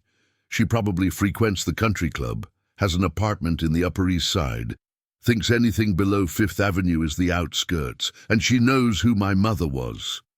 And so what? Julia said vehemently. Mia, your mother was a dignified woman who worked honestly her whole life. You have nothing to be ashamed of. I know that here. Mia touched her own head. But here, she moved her hand to her chest. It still hurts when people look at me and see the maid's daughter before they see the architect. Then make her see the architect, Julia said firmly. Show her your work, Marie. Let the apartment speak for you. And if she's still an elitist jerk, then the problem is hers, not yours. Mia took a deep breath. You're right, thank you for talking to me. Always. And call me later to tell me how it went. If you need an emergency rescue, just text the code word. What's the code word? How about pasta? Nobody uses pasta in an emergency context. Mia laughed despite her nerves. Pasta. Got it. Mia arrived at the apartment at 2 in the afternoon, 2 hours before the scheduled time for tea. She wanted to have time to ensure everything was perfect, that there was no construction dust scattered around, that the material samples were organized professionally, that the delivered furniture was positioned in the best possible way. Ryan was waiting for her, wearing grey dress pants and a white button-up shirt. He looked as nervous as she felt. She'll arrive at 4 sharp, he said, helping Mia organize portfolios on the makeshift coffee table. My mother is obsessed with punctuality. She considers lateness a form of disrespect. Good to know, Mia murmured, checking for the 3rd time that all her digital renders were loaded on the tablet. And Lucas? He's with friends. I thought it best to spare him from this experience. Ryan grimaced. My mother tends to be critical about everything, especially when she hasn't been consulted on decisions she thinks she should control. Mia stopped what she was doing and looked at him. Ryan, if you want to change your mind about this, I understand. I don't need to be here. I know. You don't have to be. Ryan walked over to her, taking her hands. But I want you here. I need her to see what we're building here. And I need her to understand that I won't let her opinions govern my life anymore. Mia saw determination in his eyes, but also fear. It was hard to oppose parents, especially when you spent your whole life trying to earn their approval. All right, she said. Then let's impress her with impeccable work. They spent the next 2 hours in a frenzy of preparation. Mia mentally rehearsed how she would present each aspect of the project, prepared for possible objections, reviewed budgets and timelines. Ryan obsessively tidied the apartment, making sure every detail was perfect. At 3:58, the doorbell rang. Mia felt her stomach drop.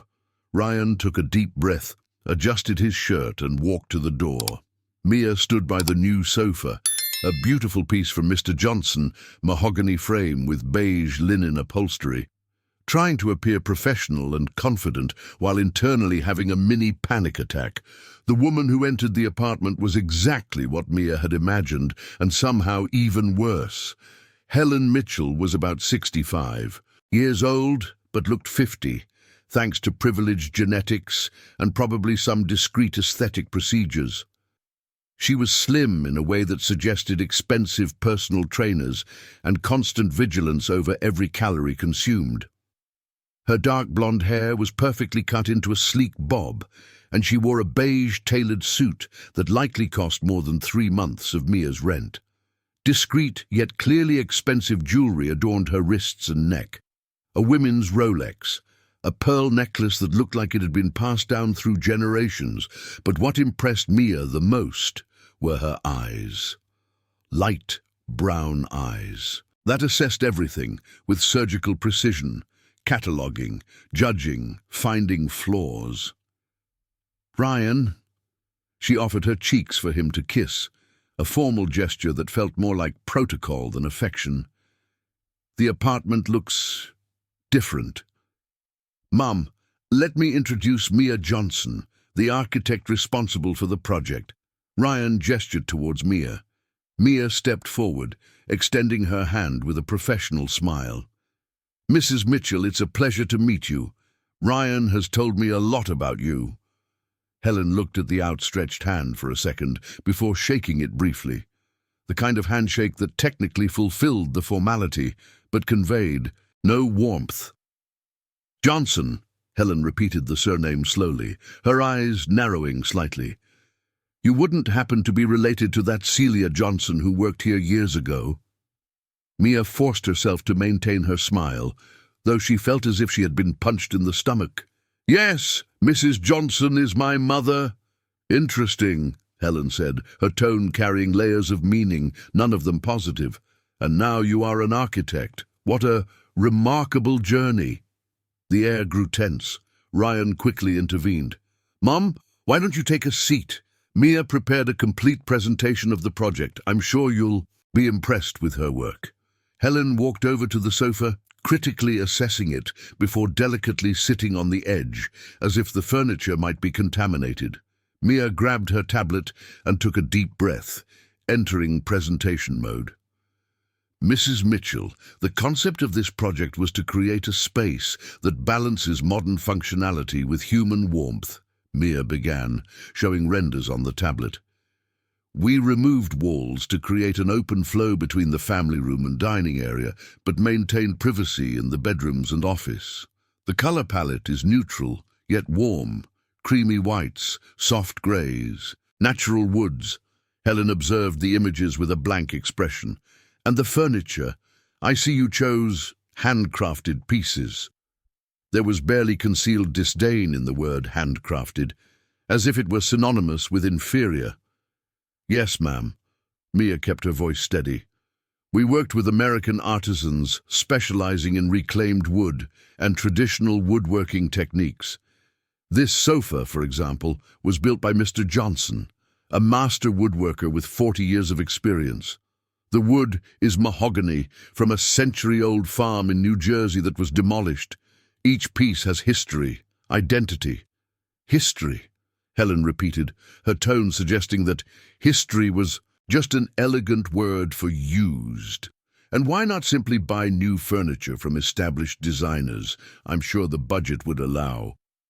Ryan shifted uncomfortably, but Mia remained calm. Because, Mrs. Mitchell, mass-produced furniture, even from renowned designers, is replicable. You can find the same sofa in 10 different apartments on Fifth Avenue. What we're creating here is unique. When you look at this wood, you're looking at over 100 years of American history. Trees that grew when New York City was still a small town, that witnessed transformations, now gaining new life in a modern home. Helen didn't seem impressed. Very poetic, but poetry doesn't guarantee quality. Do these artisans have warranties, certifications? What happens if the pieces start having issues? All suppliers have been rigorously vetted, Mia responded. I have contracts with warranty clauses, references from previous work, complete portfolios. Moreover, the Albuquerque and Associates office, where I work, oversees the entire project. I'm not working alone. Ah, yes, Ryan Mitchell. Helen seemed slightly more interested. I know his work, very respectable. Though I wonder why he would allow such a young architect to take on a project of this magnitude alone. The implication was clear. Mia was too young, too inexperienced, didn't come from the right background to be managing that project. Actually, Mom, Ryan interrupted, his voice carrying a firmness that Mia rarely heard. It was my specific choice to work with Mia. I saw her portfolio, recognized genuine talent, and made a solid business decision. Something I must remind you I do professionally every day, managing a multi-million-dollar tech company. Helen turned to her son, and Mia saw a flicker of something. Surprise, disapproval, cross her face. Of course, dear. I wasn't questioning your professional judgment, she said, although her tone suggested exactly the opposite. I'm just expressing natural maternal concern. You know how people can take advantage of situations. The implication was unbearable, that Mia was somehow manipulating Ryan, using past connections to secure a project beyond her capabilities. Mia felt anger simmering inside her, but kept her face neutral. Years of similar microaggressions had taught her not to react emotionally. Instead, she responded in the only way she knew would work, with undeniable competence. Mrs. Mitchell, I understand your concerns. Allow me to show you something. Mia grabbed a thick folder she had prepared. Here is the complete project timeline, detailing every phase, every deliverable, every deadline. Here are the itemized budgets, showing that we are not only within budget, but actually 12% under it. Here are letters of recommendation from each supplier, including previous work with before and after photos. And here, she pulled out the last pages, are emails from Ryan Mitchell approving each phase of the project, confirming that the work exceeds the quality standards of the office. Mia methodically laid everything on the coffee table, each document an irrefutable piece of evidence of her competence. Helen picked up the papers, slowly flipping through them. Mia watched, her expressions change, from initial disdain to surprise, then to something that could be reluctant recognition. Impressive, Helen finally said, and although the compliment was grudging, it was genuine. You are more organized than I expected. Than you expected from the daughter of a housekeeper. Mia couldn't hold back the words. They came out sharper than she intended, laden with years of accumulated frustration. The silence that followed was so thick that Mia could hear it buzzing in her ears. Ryan turned pale. Helen stared at her with eyes as cold as ice. "I'm sorry," Mia said quickly, though part of her regretted nothing. "That was inappropriate." "It was," Helen agreed, "but it wasn't incorrect. Yes, I had prejudices. I have prejudices. I won't pretend to be one of those people who think social class doesn't matter, because it clearly does in the society we live in. But," she paused, looking around the transformed apartment, "I'm also not foolish enough to deny talent when I see it." Mia blinked, surprised by the turnaround. "This work," Helen continued, gesturing to the furniture, the painted walls, the reimagined space, "is well done. Not just well done. It's exceptional. You have vision, Miss Johnson, and execution to match. That is rare regardless of where you came from." It was the most grudging compliment Mia had ever received, wrapped in layers of condescension and elitism, but still a compliment. "Thank you, Mum," Mia said, not knowing what else to say. Helen stood up, smoothing out her outfit. "Your skirt. Ryan, can I see Jake's room? I imagine it has been transformed too." "Of course, Mum." Ryan seemed relieved to have an excuse to leave that tense atmosphere. "Mia, can you join us?" They walked down the hallway, now illuminated by natural light. Mia had insisted on installing strategic skylights until they reached Jake's room. The space had been completely reimagined. The previously white walls were now painted a soft greyish blue, creating a calm yet not childish environment.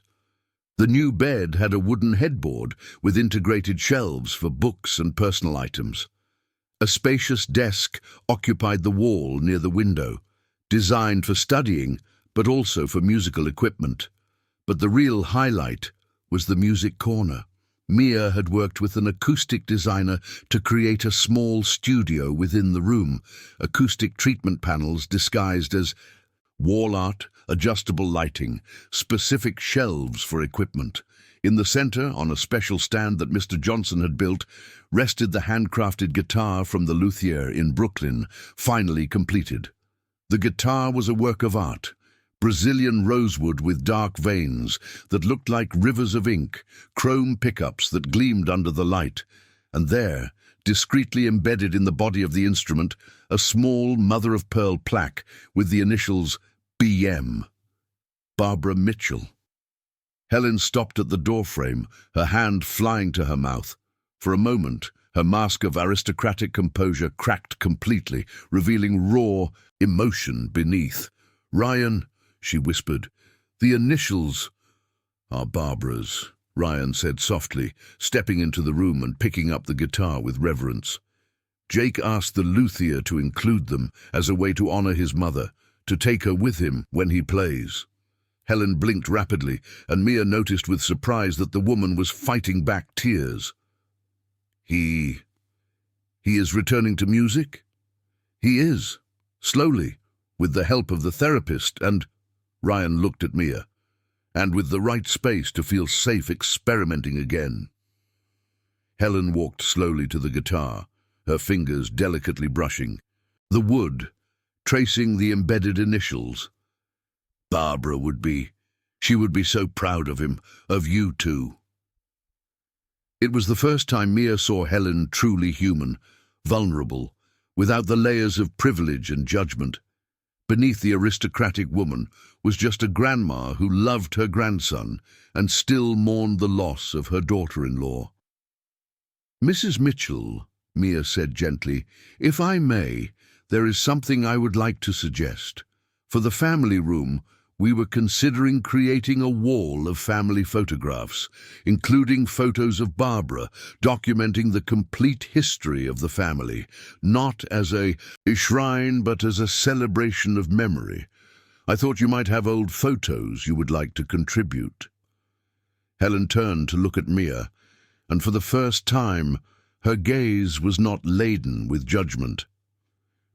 You would include photographs of her?" "Of course," She was a fundamental part of this family. Ignoring that would be dishonest to the history of this home. Helen was silent for a long moment, processing. Then, to everyone's surprise, she nodded. I have entire albums at home. Photographs from when Ryan and Barbara met in college, from the wedding of Jake as a baby.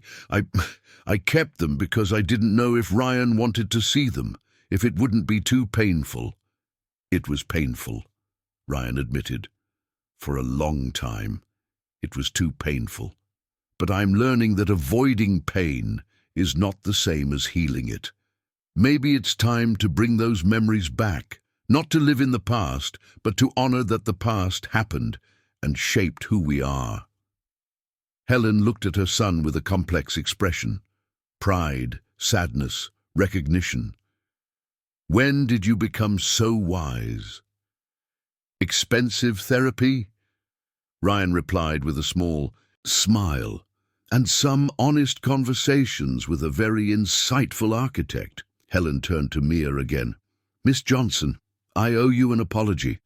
I came here today prepared not to like you, to find faults in your work, to protect my son from, well, from something I completely constructed in my head based on class prejudices I have carried for generations.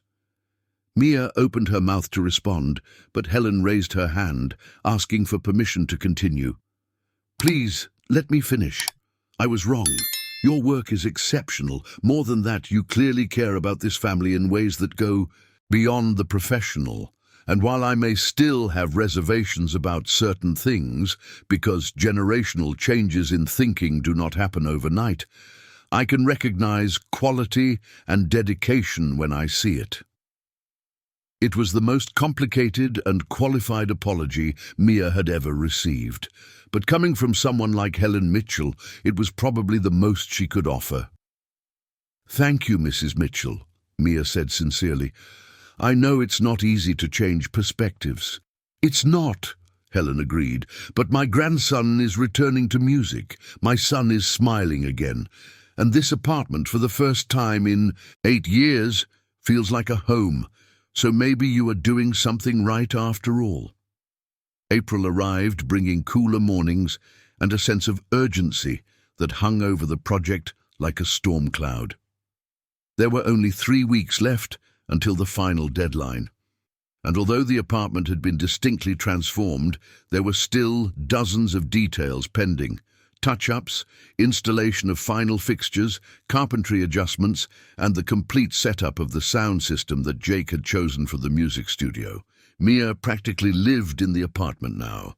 There were nights when she simply collapsed on the new sofa at 2 in the morning, too exhausted to drive back to her neighborhood, and woke up at 6, with Ryan gently shaking her and offering coffee. They had developed a strange and intimate routine. He would leave for work while she coordinated teams, return in the late afternoon to check progress, often bringing food to ensure she was eating. Jake had also become a constant part of the process. The boy would come home from school and go straight. In the studio room, where he spent hours testing the acoustics, organizing equipment, and practicing timid melodies on the new guitar, Mia noticed that he was using the space as therapy. Each note played was a small step towards healing. It was a cloudy Thursday when the first serious crack in the project appeared. Mia was in the kitchen supervising the installation of the final cabinets when her smartphone rang. The number was from Ryan's office. Mia Johnson, she answered, signaling for the carpenter to continue working. Mia, it's Ryan. His voice was tense in a way that immediately set off alarms in her head. I need you to come to the office now. Ryan, I'm in the middle of the kitchen installation. Can I come by later this afternoon? No, now, Mia. It's urgent. He hung up before she could protest. Mia stared at the phone, her stomach churning. Ryan never used that tone, never made such abrupt demands. Something was very wrong. She left detailed instructions with the carpenter, grabbed her things, and drove to Midtown in a growing state of panic. The traffic was typical of New York City, congested, chaotic, endless. And every minute stuck in the car heightened her anxiety. When she finally arrived at the office of Mitchell and Associates, 40 minutes later, she found Ryan in his office with a grim expression. But he wasn't alone. Andrew Foster, the senior partner, was also there, and on the table lay a luxury design magazine opened up. "Take a seat, Mia," Ryan said, and the formal tone confirmed that yes, something was definitely wrong. Mia sat down, her heart racing. Her eyes automatically went to the magazine on the table, and she immediately recognized the cover. It was the April issue of Home and Style, one of the most prestigious interior design publications in the country. "What's going on?" Mia asked, although part of her already sensed the impending disaster. Andrew picked up the magazine and opened it to a marked page. "Page 42. You'll want to see this." Mia took the magazine with trembling hands. The article spanned 6 full pages, featuring professional photographs of an apartment on Fifth Avenue, Ryan's apartment, or rather the previous version of Ryan's apartment, that cold, lifeless German minimalism they had spent the last months dismantling. But that wasn't what made Mia's stomach churn. It was the headline in large letters: "Timeless Elegance, the Transformation of a New York Home," by renowned designer Margaret Smith. Mia quickly skimmed the text. The article credited Margaret Smith, the German designer who had originally decorated the apartment, as responsible for a revolutionary transformation of a residential space on Fifth Avenue. There were quotes from her talking about sophisticatedly incorporating American elements, about working with local artisans to create unique pieces, about balancing European modernity with tropical warmth. Every word was a lie. Every concept described was exactly what Mia was doing in the current project, not what Margaret had done years ago. "I don't understand," Mia said, although she was already starting to understand too much. "These photos are from the old apartment, from her project 8 years ago. Why are they publishing this now as if it were new?" "Keep reading," Andrew said, his tone grave. Mia turned the page and felt her blood run cold. There was a small footnote: "Publisher's update. After the original publication of this article, we were informed by Mrs. Smith's team that the apartment is currently undergoing a new renovation, this time supervised by local assistants. The images in this article represent the original and award-winning work of the designer." "Local assistants," Mia repeated, the word bitter on her tongue. She wasn't even named, reduced to an anonymous local assistant. "There's more," Ryan said, passing her his laptop. The screen displayed a thread of comments on the magazine's social media. Hundreds of comments, many of them brutal. "Typical. They want to save money by hiring cheap labor instead of real professionals. It must be some relative doing the project. I know those wealthy families, always wanting to give opportunities to unqualified relatives. What a shame. Margaret's work was impeccable. I'm sure they'll ruin everything." Mia felt nausea rising in her throat. How did this happen? How did this magazine get those photos and decide to publish an article about a project from 8 years ago? Ryan and Andrew exchanged a glance. "Mia," Ryan said carefully, "we have reason to believe that someone leaked information about your project to Margaret Smith's team. Someone who had access to the details, who knew about the artisans you were using, about the concepts you were implementing. And her team decided to get ahead, publishing an article about her old work while sowing doubts about the current project." Mia blinked, processing. "Are you saying someone sabotaged my project?" "We're saying that high-end design is a competitive and sometimes dirty business," Andrew said. "Margaret Smith built a career on being the elite designer for wealthy New York families. You, a young and unknown architect, getting a project of this caliber and potentially overshadowing her work? That threatens her brand." "But how—" Mia stopped, and then the realization hit like a truck. The grandmother, Helen Mitchell. She was against the project from the start. She wanted renowned European designers. She's probably friends with Margaret. It's a possibility, Ryan agreed. We can't prove it, and frankly, it doesn't matter at this point. The damage is done. The article has been published, the comments are circulating, and the reputation of the project, and by extension your reputation and this office's, is being publicly questioned before we even finish. Mia felt tears of frustration burning her eyes, but she refused to let them fall. Not here, not in front of them. "What do you want me to do?" she asked, her voice coming out stronger than she felt. Ryan sighed heavily. "We have a few options. First, we can sue the magazine and Margaret." Marina was in shock as she processed the options. The third was the safest, the most practical, but it also meant letting Margaret win, allowing the narrative of incompetent local assistants to go unchallenged. "What if I don't want to do any of those options?" Marina asked. Andrew frowned. "What do you have in mind?" "What if we finish the project and then we showcase it? Not through magazines or traditional advertising, but through Raphael himself and his family. We let the work speak for itself. If it's really good, and I know it is, people will notice, they will talk, they will want to know. Who did it?" Ryan considered this. "It's risky. Do you trust that the work alone will reverse this narrative?" "I do," Marina said, with more conviction than she felt.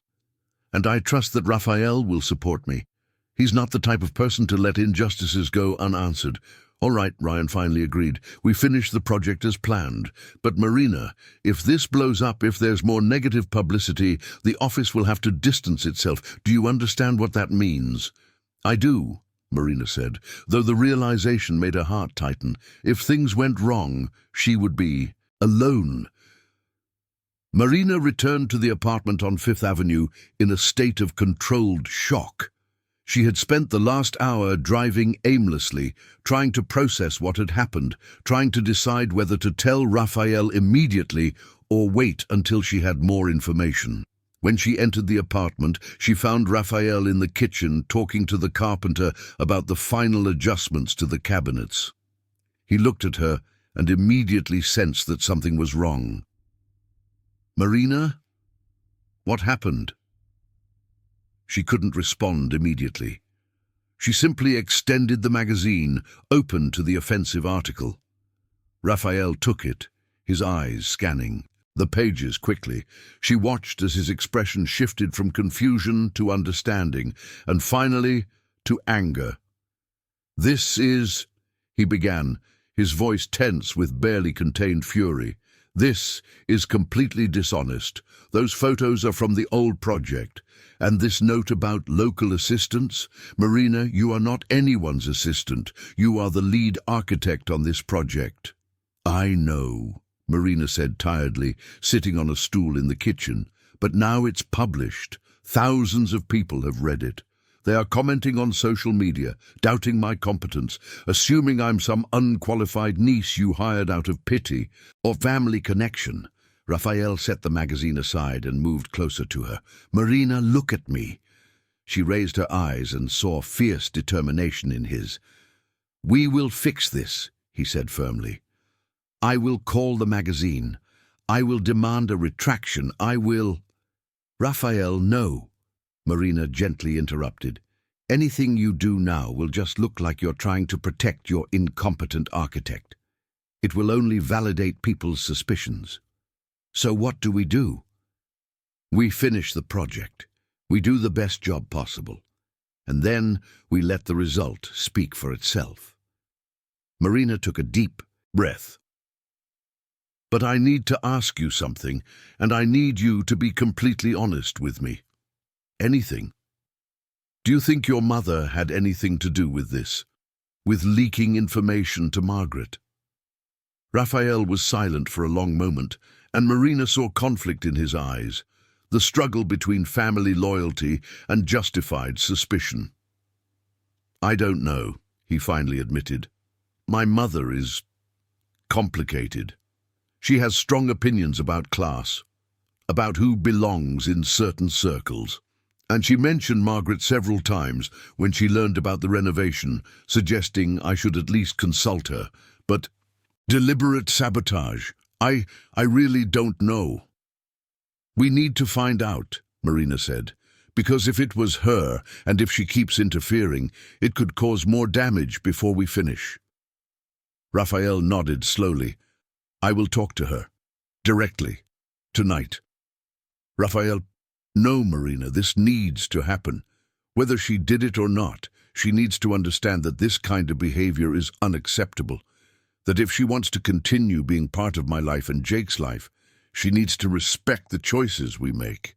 Marina saw the determination in his eyes and felt a wave of gratitude and something deeper, something dangerously close to love. Thank you, she said softly, for believing in me, for supporting me. Raphael took her hand, intertwining their fingers. Marina, you have transformed not just this apartment, but our lives. Jake is playing music again. I am truly present, really living, for the first time in 8 years. Do you think I will let some pretentious designer with a superiority complex destroy this? No way. Marina blinked, surprised. It was the first time she had heard Raphael use such raw, emotional language. Sorry, he said quickly, but I'm really furious. Not just for the injustice against you professionally, but because you care. You genuinely care about what you're creating here, about us. And that's rare, it's precious, and I won't let anyone diminish that. Marina felt the tears finally spill over. Not tears of frustration or anger, but of relief, of being seen, valued, defended. Raphael pulled her into a hug, and she allowed herself to collapse against him for a moment, absorbing his warmth, his solidity, his unwavering support. We will get through this, he murmured into her hair. Together, I promise. And for the first time since she saw that damn magazine, Marina believed that maybe they could. Raphael confronted Helen that same night. Marina was not present. She and Raphael had agreed that it would be a private conversation between mother and son, but he called her after midnight, his voice tired yet resolute. It was her, he said bluntly. Not directly. She didn't call the magazine or Margaret, but she mentioned the project to Margaret at a charity lunch weeks ago. She mentioned that you were the daughter of the former employee, that she was using local artisans, that the project was an interesting experiment. And Margaret, seeing an opportunity to protect her territory and potentially discredit an emerging competitor, did the rest. Mia felt a mix of vindication and disappointment. How did your mother react when you confronted her? Defensively at first. She said she was just making conversation, that she had no intention of causing trouble. But when I pointed out the consequences, that her reputation was being attacked, that the office was considering distancing itself from the project, she became, I don't know if regretful is the right word, but at least aware that her actions have consequences. And now she's going to call Margaret and make it clear that the current project is entirely yours, that you are highly competent, and that any contrary suggestion is false. It won't undo the damage from the article, but at least it will stop the source of distorted information. Mia absorbed this. It wasn't complete justice, but it was something. Ryan, thank you. I know confronting your mother wasn't easy. It was necessary, he said simply. And Mia? I told her one more thing. What?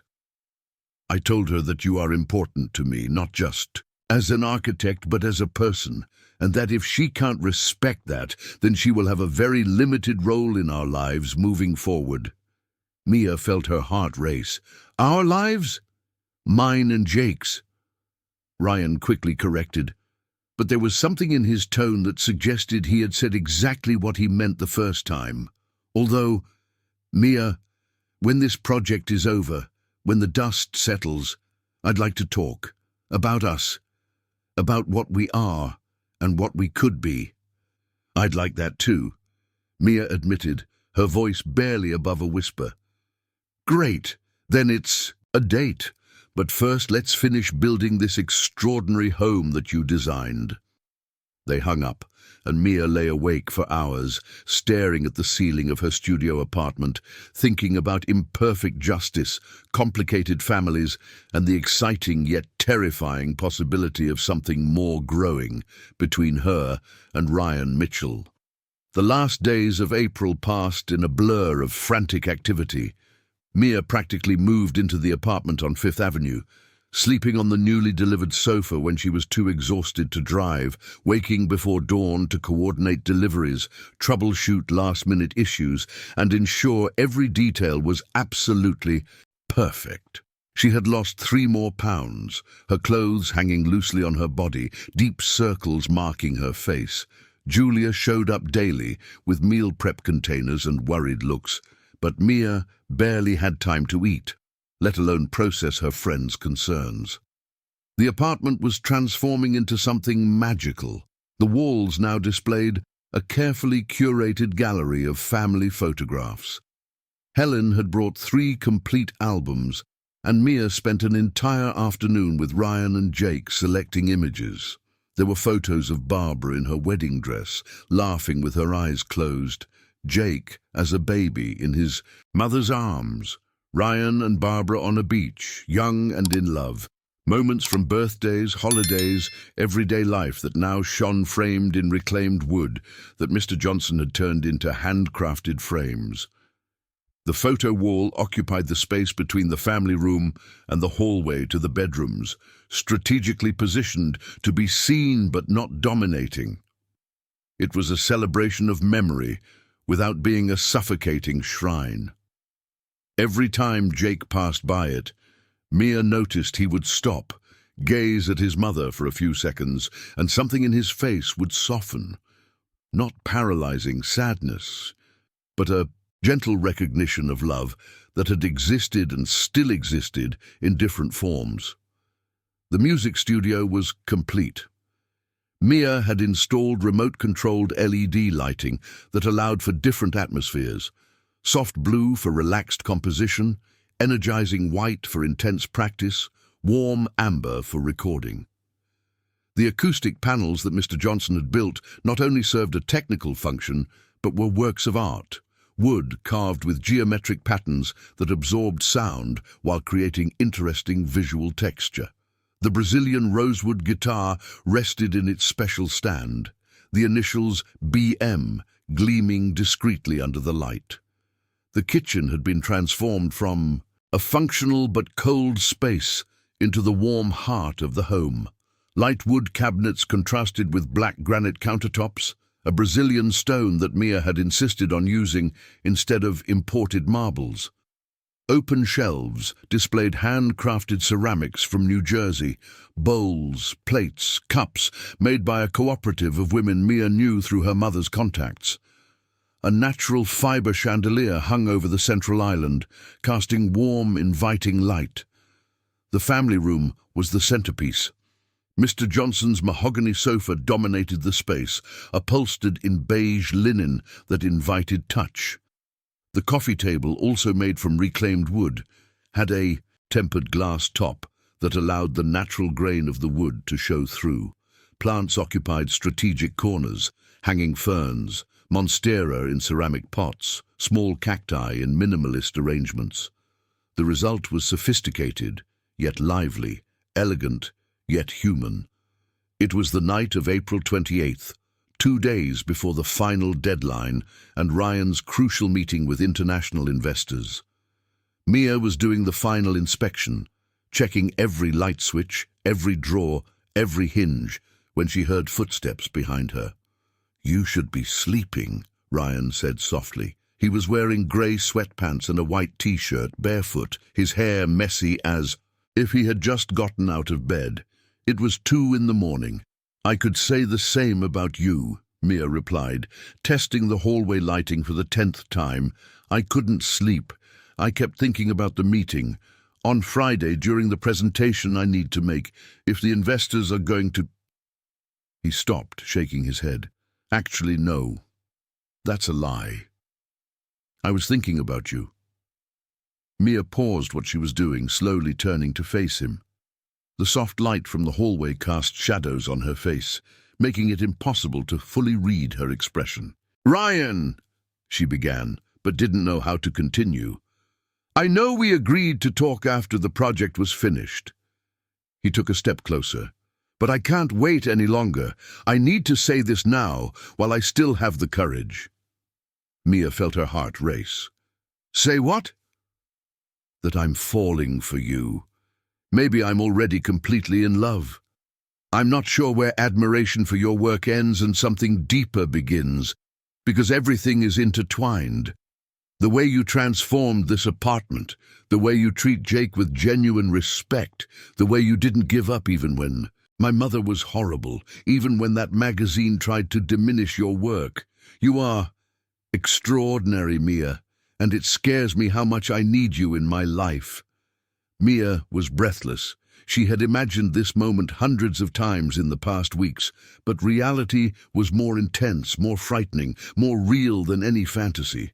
"Ryan, She took a deep breath, forcing herself to articulate fears she had kept buried. "I feel something for you too, something deep and terrifying and completely inappropriate, considering you're my client and I should maintain professional distance and—" He silenced her with a kiss. It wasn't a hesitant or questioning kiss. It was decisive, charged with weeks of accumulated tension, unspoken emotions, a connection finally finding physical expression. His hands went to her face, delicate yet firm, and Mia felt her knees weaken. She leaned against him, her own hands finding his chest, feeling his heart beating as fast as hers. When they finally pulled apart, both were breathless. Ryan rested his forehead against hers, his eyes closed. "I'm sorry," he murmured. "I know you said we should take it slow, that this complicates things, but I can't pretend this is just architect and client anymore. Not when you consume my thoughts, not when the idea of you finishing this project and leaving my life makes me panic." "I'm not going anywhere," Mia said, her voice hoarse. "Ryan, even after this project is over, even when I'm no longer officially your architect, I want to be here, with you, with Jake, if you want me." "If I want you?" Ryan let out a disbelieving laugh. "Mia, I want you in ways I can't even fully express. But I need to be honest about something." Mia felt apprehension tighten her stomach. "What?" "My life is complicated. I have a teenage son with mental health issues who is just starting to recover.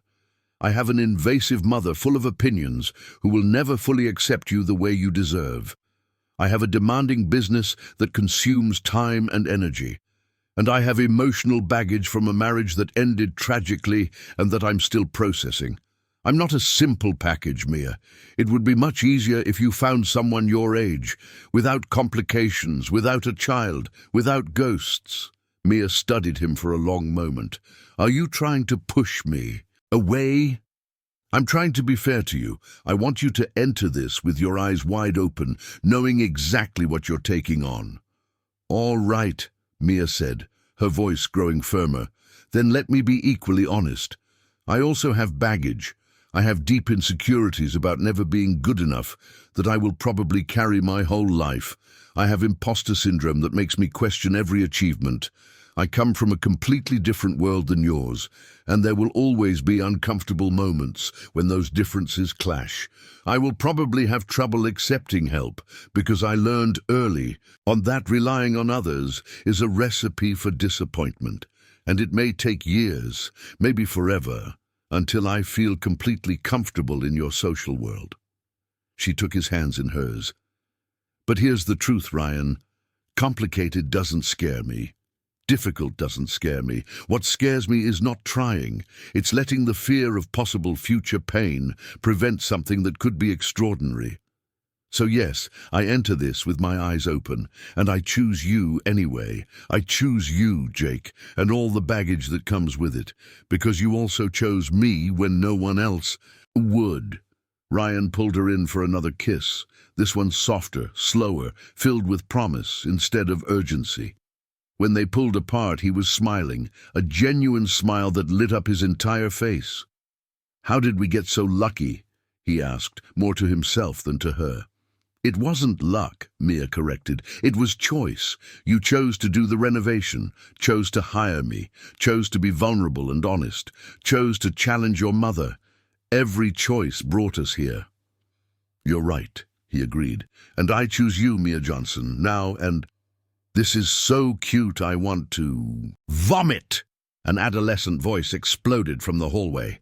They both turned quickly to see Jake standing in his bedroom doorway, wearing Nirvana pajamas, arms crossed but with a huge smile on his face. "Jake!" Ryan looked mortified. How long have you been there?" "Long enough to see you two finally stop dancing around the obvious and kiss," Jake shot back.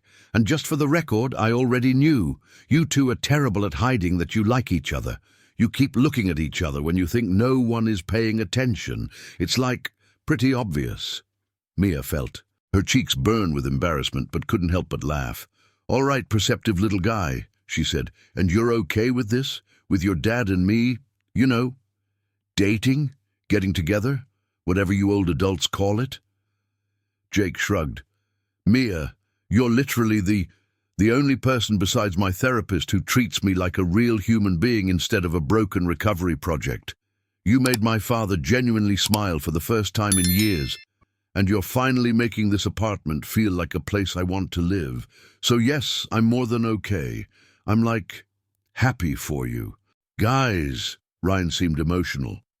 "Jake, but..." Jake raised a finger. "If you guys start doing gross things like mushy pet names or that crap, I'm going to have to set some serious boundaries." Everyone laughed, the tension of the moment dissolving into something lighter, more familiar. "Agreed," Ryan said. "No mushy nicknames, you have my word." "Great." Jake started to head back to the room but stopped at the door. "Hey, Mia?" "Yes?" "Thank you. For everything. For the guitar, for the studio, for making my dad remember how to be human again, and for sticking around even when things got tough. That means a lot." Before Mia could respond, he had already disappeared into the room, gently closing the door behind him. "Well," Ryan said after a moment, "I guess we have his approval."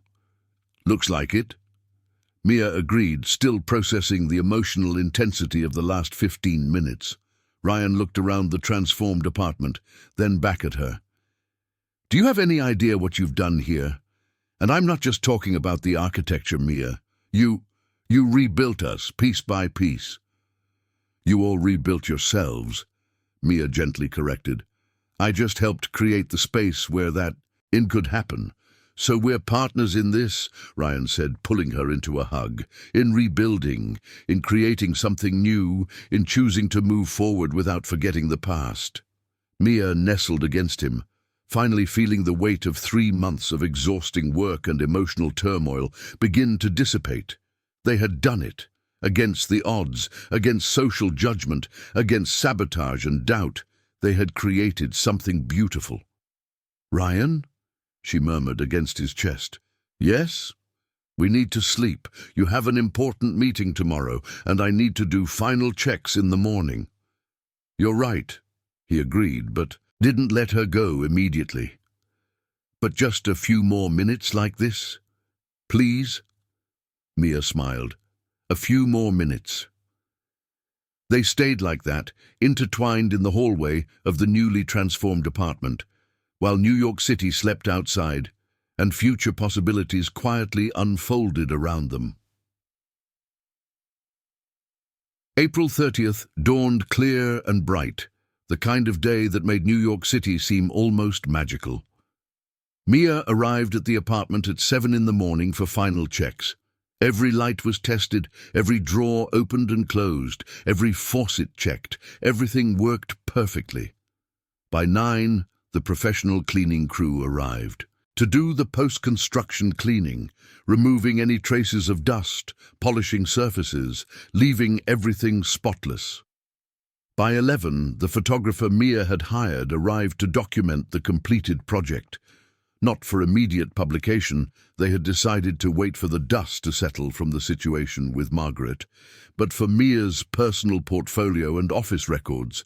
Ryan was in the Tech Vision office, finalizing preparations for the afternoon meeting. Jake was at school. Mia had the apartment to herself, and she took the opportunity to simply sit on the mahogany sofa and absorb what they had created.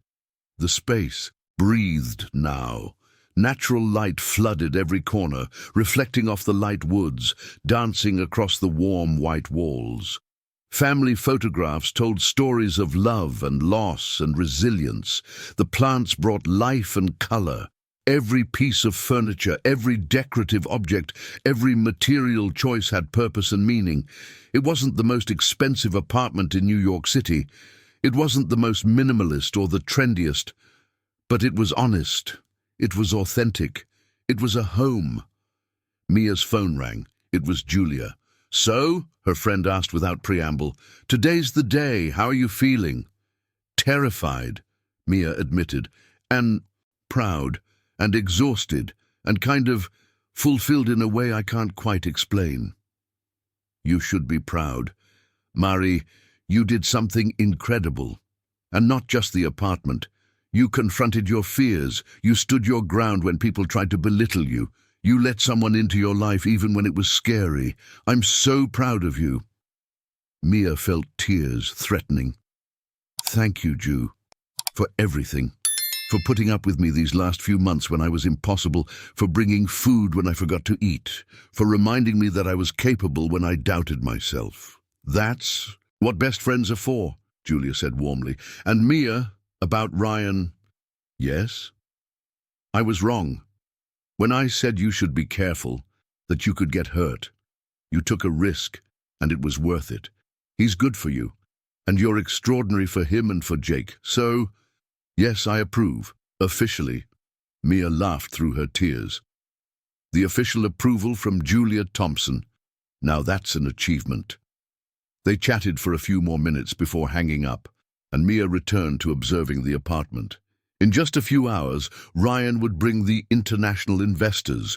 They would see this space, make judgments about it, about Ryan, about the choices he made. And whatever the outcome of that meeting, Mia knew she had done her best work. At 4 in the afternoon, Ryan returned with 3 suited men, the American investors. Mia had planned to discreetly withdraw, but Ryan insisted she stay. "Gentlemen," Ryan said in fluent English as they entered, "this is my home, and I would like to introduce Mia Johnson, the architect who transformed this space from a sterile showroom into a place where my son and I can finally breathe again." The investors walked through the apartment with unreadable professional expressions. They asked polite questions about material choices, about the design concept, about timeline and budget. Mia answered confidently, proud of every decision she had made. When they finally left 2 hours later, Mia wasn't sure if the visit had been a success or a disaster. Ryan accompanied her to the door. "How do you think it went?" Mia asked nervously. "Honestly, I don't know," Ryan admitted. "But do you know what I realized during the meeting?" "What?" "That it doesn't matter as much as I thought it would. 3 months ago, I would have sold my soul to impress those guys, to close that deal. But today, while showing this apartment, while talking about you and the transformation process, I realized I already have what really matters. I have a son who is healing. I have a home that finally feels alive, and I have you." He pulled her in for a soft kiss, and Mia allowed herself to melt into him, knowing that no matter what happened next, they had built something solid together. "So," she said when they pulled apart, "officially the project is complete. Architect and client are no longer our main roles." "And what are we now?" Ryan asked with a smile. "That," Mia replied, "is what we will discover together." October brought with it the spring in New York City in all its contradictory glory. Chilly mornings turning into warm afternoons, sudden rains followed by impossibly blue skies, and cherry blossoms turning the streets into carpets of pink and white. 6 months had passed since the project's completion. 6 months that fundamentally changed Mia Johnson's life in ways she could never have predicted that nervous January morning when she first stepped into the apartment on Fifth Avenue. Mia was sitting in her new office, no longer the cramped studio apartment in a trendy neighborhood in Brooklyn, but a small yet suitable commercial space shared with Julia, who had left the Albuquerque office to become her partner. The walls were decorated with photos of their projects, including an impressive series of Ryan's apartment that, after months of strategic silence, was finally being unveiled to the world. Revenge, it turned out, was a dish best served through exceptional work. It all started in June, when one of the American investors who had visited the apartment casually mentioned the project at a technology conference in Miami. He posted photos on social media, not many, just a few of the family room and kitchen, with a simple caption. When a Brazilian startup CEO shows you that home is more important than impressing investors, design that honors local artisans and family history, more companies should value authenticity like this. The post went viral. Suddenly, design blogs were asking for interviews. Architecture magazines wanted to feature articles. The very Home and Style, the same magazine that had published the defamatory article by Margaret, reached out, offering formal apologies and requesting permission to do a cover story on the young Brazilian architect, redefining luxury through local craftsmanship and conscious design. Mia savored that apology like aged wine. Then, with Ryan and Renato's guidance, she negotiated terms, yes to the article, but only if it included profiles of Mr. Johnson, Mrs. Smith, and all the artisans who had contributed to the project. It wouldn't be just about her. It would be about celebrating Brazilian talent that was often overlooked in favor of established European names. The article was published in September, taking up 8 pages with stunning photographs. Mia had cried when she saw it, not just for the photos of the apartment she had poured her soul and sweat into creating, but for the picture of Mr. Johnson in his workshop, calloused hands resting on a mahogany board, being called master craftsman instead of just local carpenter. Her mother, Mrs. Johnson, had called from the countryside crying, "Daughter, you did this. You really did this. You showed those people that we also have value, that our work matters." Requests for new projects began to flood in. Mia and Julia now had 3 residential projects underway. All clients who specifically asked for that Brazilian craftsmanship approach that Mia had pioneered. The office was still small, still occasionally struggling with cash flow, but it was growing sustainably and authentically. But professional success, while sweet, was not the most significant transformation in the last 6 months. Mia looked at the framed photo on her desk. Ryan, Jake, and her in the apartment, taken by Julia on a casual Sunday. Ryan had his arm around her shoulders. Jake was making a funny face for the camera while holding his guitar, and Mia was genuinely laughing, not the forced smile of professional photos, but real joy captured in a stolen moment. They had built something, slowly, carefully, with a lot of honest dialogue and some stumbles along the way. Mia hadn't moved into the apartment. That felt too fast, too invasive for the space Jake needed with his father. But she spent several days a week there. She had a drawer in Ryan's closet with her clothes. She had a toothbrush in the restroom. She had a place at the table where they had dinner together when schedules allowed. Jake called her by her name, but sometimes, in unguarded moments, he said Mia with that affectionate tone that made her heart squeeze. He never tried to replace the mother he lost, and Mia never tried to fill that space. But they had found their own dynamic.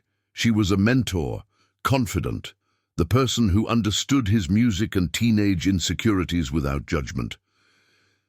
Jake's therapy was progressing well.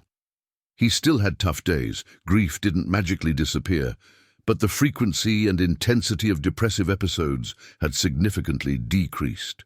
He had friends now, a small band that rehearsed in the studio on Saturdays, filling the apartment, with sounds that Ryan said was the most beautiful thing he had ever heard.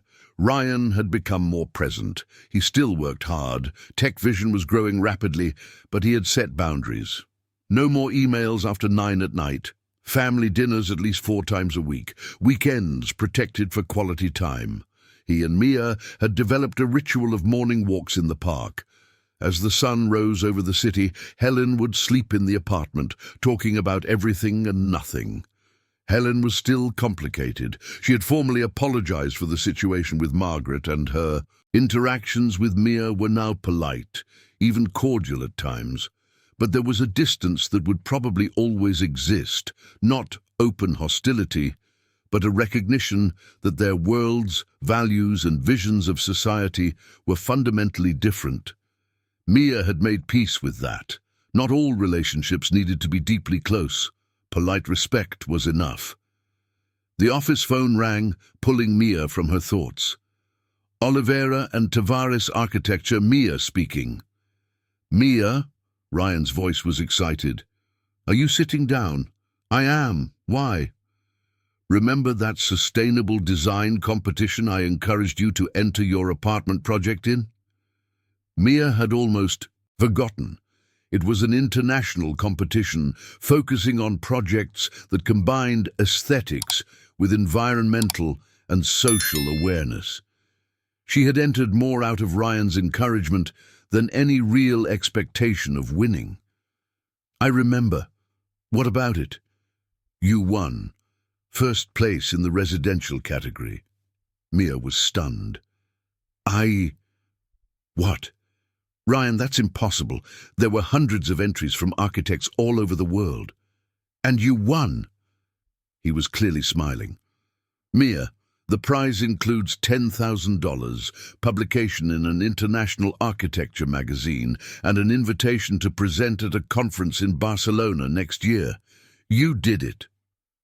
Mia felt tears starting to flow down her face. Julia, who was working at the desk next to her, looked up alarmed. I need to hang up, Mia said, her voice choked. I need to process this. That's okay. I'll see you tonight. I want to celebrate properly. Yes, I'll see you tonight. Mia hung up and let the tears flow freely. Julia rushed over to hug her. What happened? Are you okay? I won, Mia sobbed. Julia, I won that international competition. Julia screamed, jumping up and hugging Mia even tighter. I knew it! I knew your work was extraordinary. Mia, this is amazing. They stayed like that for several minutes, 2 friends celebrating a victory that represented much more than a prize or recognition. It represented validation that talent and hard work mattered more than surnames or social connections, that girls from a neighborhood in Queens who grew up watching their mothers work as housekeepers could indeed reach elite spaces through pure competence. That night, Ryan organized a surprise dinner at the apartment. Mia arrived at 7 to find the table set with a linen tablecloth, candles lit, and that unmistakable aroma of home-cooked food. Ryan had personally cooked, something he only did on special occasions. Jake was there too, dressed in jeans and a button-up shirt, a rare event indicating he knew the night was important. And to Mia's surprise, Mrs. Johnson was also sitting on the sofa, hands in her lap, smiling nervously. Mom? Mia dropped her bag. What are you doing here? I thought you only came to the city at Christmas. Ryan called me. Mrs. Johnson stood up, pulling her daughter into a tight embrace. He said you won an important award and that I needed to be here to celebrate. He paid for my bus ticket and everything. Mia looked at Ryan over her mother's shoulder and saw him shrug with a modest smile. Your mother should be here. He simply said, she is part of the reason you got to where you are. The dinner was joyful and emotional in equal measure. Ryan had prepared mushroom risotto, with help from YouTube tutorials, he admitted, caprese salad, and bought a gourmet chocolate truffle cake from an upscale bakery that Jake swore was almost as good as the treats Mrs. Johnson used to make. Mrs. Johnson was visibly uncomfortable at first, sitting at that elegant table in that apartment where she once worked, being served instead of serving. But Ryan and Jake treated her with such genuine respect, included her in the conversation so naturally that eventually she relaxed. "Daughter," Mrs. Johnson said during dessert, holding Mia's hand, "when you were little and I came to work in this apartment, I used to take you along during school breaks. Remember?" "I remember," Mia said softly. "I would stay in the maid's room doing homework. And I used to look at you, so smart, always with books, always drawing houses and rooms, in your notebooks, and I prayed. I prayed that you would have opportunities I never had, that you could enter these elegant apartments as a professional, not as a housekeeper." Mrs. Johnson wiped her tears. "And look at you now. Look at you now." Ryan discreetly signaled to Jake that they should give the two women some privacy, and mother and son retreated to the kitchen to wash dishes. Mia hugged her mother, both crying together, years of sacrifice and struggle and hope finally culminating in tangible recognition that it had all been worth it. "Thank you, Mum," Mia whispered, "for everything. For every sacrifice, every extra hour worked, every dream of yours that you postponed so I could pursue mine. You don't need to thank me, daughter. You were my greatest project, my masterpiece." Mrs. Johnson pulled back, holding Mia's face between her calloused hands. "And about Ryan, Mom, let me speak. He is good for you. I see it in the way he looks at you, in the way he treats you. And Jake needs you in ways he probably doesn't even fully understand. I'm not saying there won't be challenges. You come from very different worlds, but love that respects, that honors, that lifts up instead of diminishes. That kind of love is rare. If you found that, hold on tight." Mia nodded, too emotional to speak. After Mrs. Johnson was taken by Ryan to the hotel where he had booked a room for her, categorically refusing to let her return to a small town in New Jersey that same day, Mia and Ryan were left alone in the apartment. Jake had retreated to his room with headphones on, giving them privacy. "Thank you," Mia said, intertwining her fingers with his as they sat on the mahogany sofa that no longer smelled of new wood, but rather of home, "for bringing my mother, for this evening, for everything." "Mia, I love you," Ryan said. And although it wasn't the first time he had said those words, each time still made her heart leap. "And I know it's still early. I know we have a lot to discover, but I need to ask you something." Mia felt her pulse quicken. "What?" Ryan stood up from the sofa and walked over to a drawer in the new shelf. That beautiful reclaimed wood shelf that Mr. Johnson had made. He pulled out a small velvet box. "Calm down," he said quickly when he saw the look of panic on her face. "It's not that. Well, not exactly." He opened the box, revealing not a traditional diamond ring, but a delicate silver ring with a small inlaid wooden detail, mahogany, Mia recognized, the same wood as Jake's guitar. "Mr. Johnson made this for me custom," Ryan explained. "The wood is from the same batch that was used for Jake's guitar. So, in a way, it carries a connection with all of us, the craftsmanship you brought into our lives, the project that brought us together, the instrument that helped my son heal." Mia looked at the ring, then at Ryan, her throat too tight to speak. "I'm not asking for marriage," Ryan continued.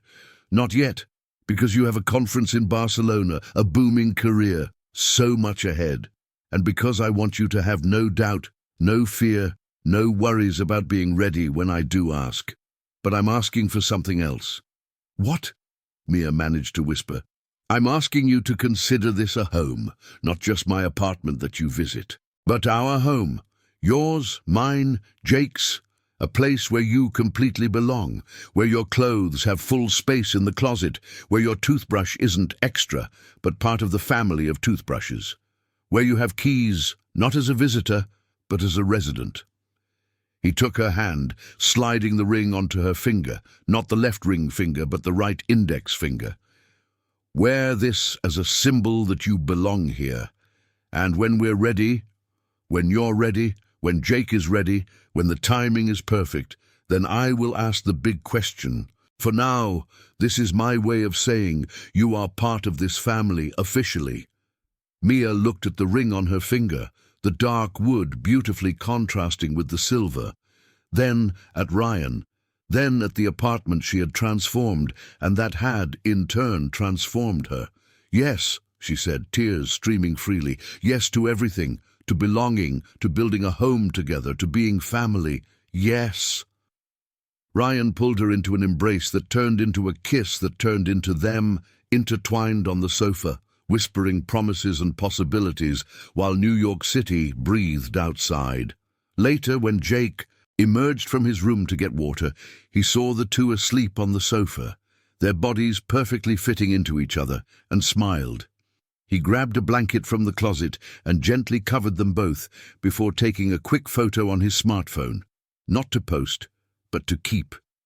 Tangible evidence that families could be rebuilt, that homes could be created not just through architecture, but through daily choices of love and inclusion. Summer returned, closing the cycle of a year. Mia was in the apartment. No, in her home, she mentally corrected, making coffee. On a December morning. The heat was already intense even at 7 in the morning, but the apartment remained cool thanks to the smart cross-ventilation design she had implemented. Jake was in the family room playing acoustic guitar, a soft melody he was composing. Ryan was working on his laptop at the dining table, but he occasionally stopped to listen to his son, smiling each time he recognized a particularly beautiful chord. The intercom buzzed. Mia answered, surprised to have a visitor so early. "Miss Johnson." It was the doorman. "There's a delivery for you." "Send it up." Minutes later, a delivery person brought a large box with the logo of the magazine Home and Style. Mia opened it curiously, and inside found 20 copies of the December issue, the one with her cover story, but there was something else. A handwritten letter on letterhead. "Dear Miss Johnson, on behalf of Home and Style magazine, and personally, I would like to offer my deepest apologies for the circumstances surrounding the April publication. Our editorial processes failed, and you were treated unfairly. Your work not only proves exceptional competence, but represents the future of American design, honoring artisanal traditions while creating relevant contemporary spaces.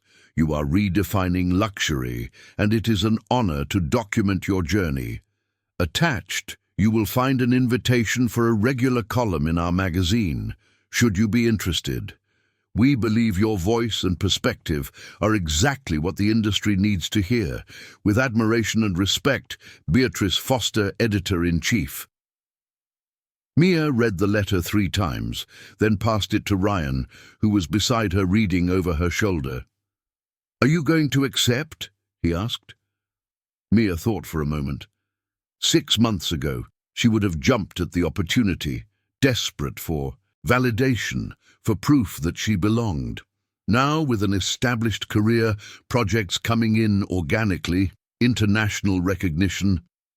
"Maybe," she said, "if I can write on my terms about topics that matter to me, without censorship. If I can use the platform to elevate other artisans, other marginalized voices, then yes, maybe." "That's my girl." Ryan kissed her on the temple. "Always negotiating on your terms." Jake stopped playing and joined them in the kitchen, peeking at the magazines. "Dude, you're on the cover of a magazine," he said with genuine admiration. "That's so cool." "Jake." "Language," Ryan automatically reprimanded, but without much conviction. "Sorry, very Impressive? Jake tried, grinning mischievously. Mia laughed, affectionately tousling his hair. He was 15 now, taller, voice deeper, but still that boy she had met 10 months ago, just more healed, more whole. Her smartphone vibrated. Message from Julia. MIA, new client wants a meeting, apartment in Manhattan, generous budget, saw our article and specifically wants our approach. Can you do tomorrow at 10? Mia typed a quick reply. Confirm. See you tomorrow at the office. More work, more opportunities, more chances to create spaces that healed, that uplifted, that told stories. But for now, on this December morning with warmth beginning to press through the windows, Mia was exactly where she wanted to be, standing in the kitchen she had helped design, in an apartment that had become home, surrounded by people who loved her, not despite her origins, but including every part of who she was. Ryan wrapped his arms around her from behind, his chin resting on her shoulder. What are you thinking? Mia looked around, at the family room with furniture that told stories, at Jake returning to the guitar, at the photographs on the wall showing intertwined, past and present, at the morning light bathing everything in golden tones. I'm thinking, she said softly, that 10 months ago, when you asked me if you could have coffee with me, I had no idea I was starting a journey that would change absolutely everything, that would transform not just this apartment, but my entire life. We were both starting journeys, Ryan corrected. You taught me that home isn't about expensive furniture or renowned designers. It's about creating a space where love can flourish, where people can be vulnerable and authentic, where memories are honored but the future is also possible. Mia turned in his arms, looking at the man who had trusted her when no one else would, who had defended her against social judgments, who had chosen authenticity over elite approval. Thank you, she said, for that first coffee, for seeing something in me that I barely saw in myself, for letting me be part of your family. Our family, Ryan corrected with a gentle kiss. And thank you for proving that the best things happen when we choose love over fear, when we build bridges instead of walls, when we honor where we came from while embracing where we are going. Jake, overhearing the conversation from the living room, shouted, without looking up from the guitar, "You two are unbearably cute, but also, thanks for making this place feel like home again. Just saying." Mia and Ryan laughed, embraced in the kitchen as the music from the guitar floated through the apartment and New York City woke up outside, noisy and chaotic and beautifully imperfect as always. 10 months, a cup of coffee. A simple question that opened the door to complete transformation. Mia Johnson, daughter of Mrs. Johnson, award-winning architect, part of a family, rebuilt piece by piece with love and reclaimed wood, finally understood the fundamental truth she would carry for the rest of her life. Home wasn't about an address in a prestigious neighborhood or expensive imported furniture. Home was about choosing, every day, to build something beautiful with the people you love. It was about honoring the past without getting stuck in it. It was about creating spaces, physical and emotional, where everyone could breathe, heal, and flourish. And sometimes home began with a simple question from a stranger who would become family. Can I have coffee with you? The answer, Mia learned, should always be yes.